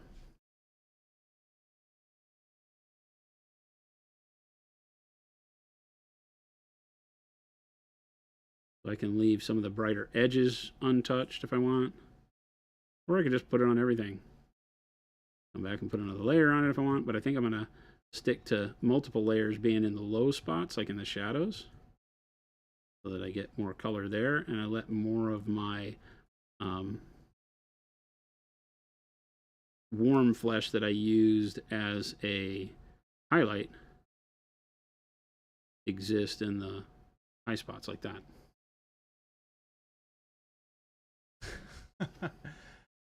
Frigid Phoenix says, I feel like transparent brown could have been called scary pants, as it is a good color for being scared and needing brown pants for the moment of fear. I like that. Scary pants. One coat over everything. Cannibal says, transparent brown is legit one of my favorite Monument Hobbies paints. It's awesome. It's so good. It makes anything look like that rich leather color. First color on everything. First pass on everything. Second pass just in the darker spots. And it feathers really nicely. Remember, the transparent paints and the metallics and all these things are just paint. Yeah. So you can use them to feather, blend, mix, do everything you want to do with any other colors. Mm-hmm. Get really good Frigid action. Phoenix, thank you for that sub. Call me Moldson, thank you so much for that sub. Appreciate it. Thanks, gang. Hot pink plaid Pizza the Hut bust. I won't do that. Nope.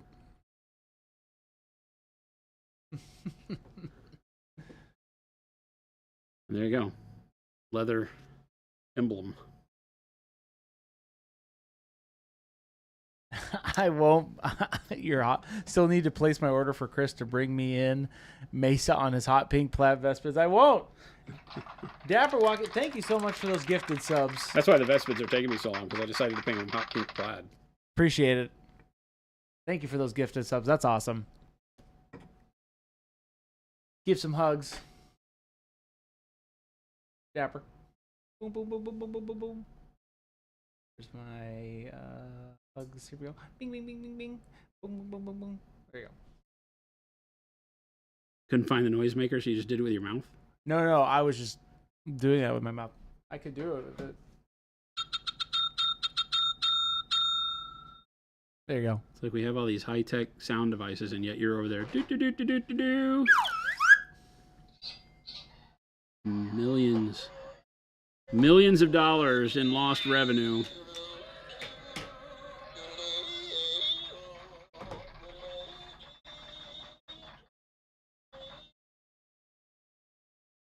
There it is. That was very good, actually. Pretty cool, huh? Button jam it.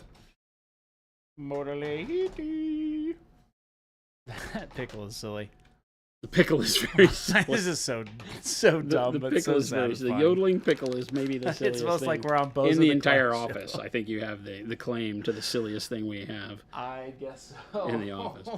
Look, he was so happy. He's like, I might have gotten a yodeling pickle. I was like, no, prove it. that doesn't. Those No. words should never be spoken in the same sentence. What are you talking about? Well. Chris is playing with his pickle again. Whoa! Take it easy.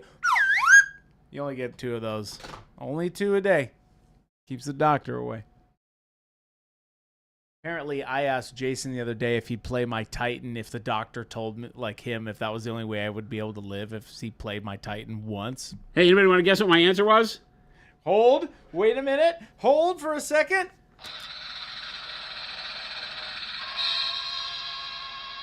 How are you feeling today? I told him no. Yeah, he told me no. Still won't do it. Doesn't matter. That's all right. You need to get the Police Academy comedian on one day to do live sound effects. I don't know who that is. Have you heard his rendition of Led Zeppelin? Where No. he does the boom, chicka down, chicka down. I have not. Have you seen him do this? No. Oh my God, it's I'll amazing. have to look it up. He does the vocals and everything. It's pretty incredible. I'll have to look it up. You should. Police Academy comedian. Okay. Okay.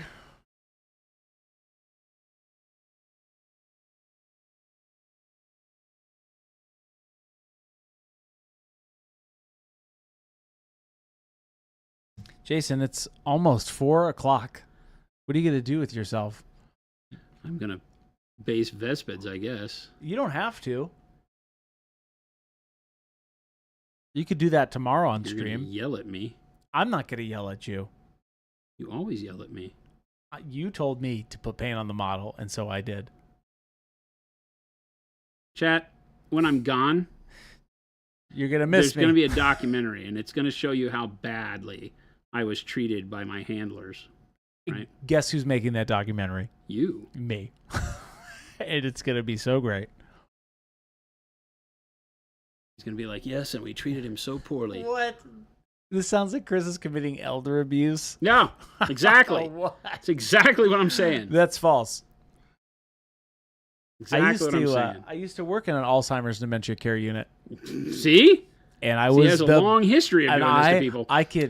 I can honestly say I was the best employee there. Hands down. That's exactly what a thief and Hands a cruel individual down. would say. Do you have a particular Skelly B rating was 64? What? Skelly B, what up? What's going on, gang? Thank you so much for that raid. Welcome in, Raiders. Aha, Terminator. You're catching us on the back end of stream, but we're glad you're here. Thank you so much for that raid, Skelly B. What's going on, girl? Hearts. Hearts. Welcome, everybody. Painting up some Saturnine Terminator stuff.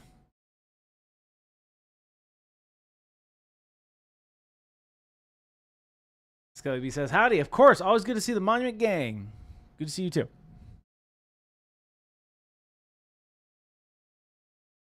So this is going to be that same essential gold that you're putting on the trim. Yeah. I like this. This came out great. I think the leather was a good call, chat. Yeah, I think the leather works. It makes me want to brighten up the white cloth a bit. Skelly B says, trying to finish a Dark Angels kill team for a friend. Oh, that's funny. We're all playing here at the you office. paint for your friends? We're painting up kill team right now for an event tomorrow evening. Hey, Skelly, we're friends. Do you want to fly finish my here? Blood Angels? Fly here, finish his Vespids, fly back. Ooh, even better. Oh. Want to come finish my Vespids? I only need to play with them tomorrow night. So it's like not a Skelly super B rush. says, yes, I'm his secret Santa and I wanted to drop the mic. Nice. Don't tempt me. She'll do it. It would just be Red Earth on the Vespids. Yeah. The Vespids look great. Show the mean, world. Show one of them. They're not great. What do you mean they're not great? Because they're not done. Don't talk about my friend Jason that way. They're not done. I mean, I like them, but they're not done. I painted a bunch. But I still have to paint like the things that have the overspray that they're standing on. Tactical rocks. I got to paint the tactical rocks. If I paint if I put the red earth on and dry brush it and put a wash over it and paint the tactical rocks tonight, then I think I'm okay. Skelly B says those look sick. I mean, they they're do okay. look good. Look at those eyeballs. Come They're on. okay. There's like no detailing on anything. Come on. Those look great. This was a lesson in how to get your army to 70% done in about 16 hours and then forget it exists. Because I wanted to paint Saturnine Space Marines. Because my Blood Angels, this is my normal army painting level. Yeah. So this is where this is my happy place. I only have 65 more of these guys to paint. So we'll see how And just for all of you tuning in, this next week, I think Jason is going to do some batch painting. Skelly B says, I love that red formula. it's so good. Yeah, it's we're going to do some batch painting essentially next week on some of these guys. Because Jason's models are actually really cool. Your models that you have in particular, I like their sculpts. So, Yeah, the true scale yes. Assault Marines and stuff are great. Yep. I love your jet packs are just so cool. Well, I like these guys, like my leaders that I got Yeah. the guy that I found on Etsy that did the the wing. He wasn't on Etsy. It's actually a website. I don't remember what it's called. Resin. Those something. are so cool. But yeah, Resin Foundry or something like that. It's a fun army. Yeah, it's all jump back guys.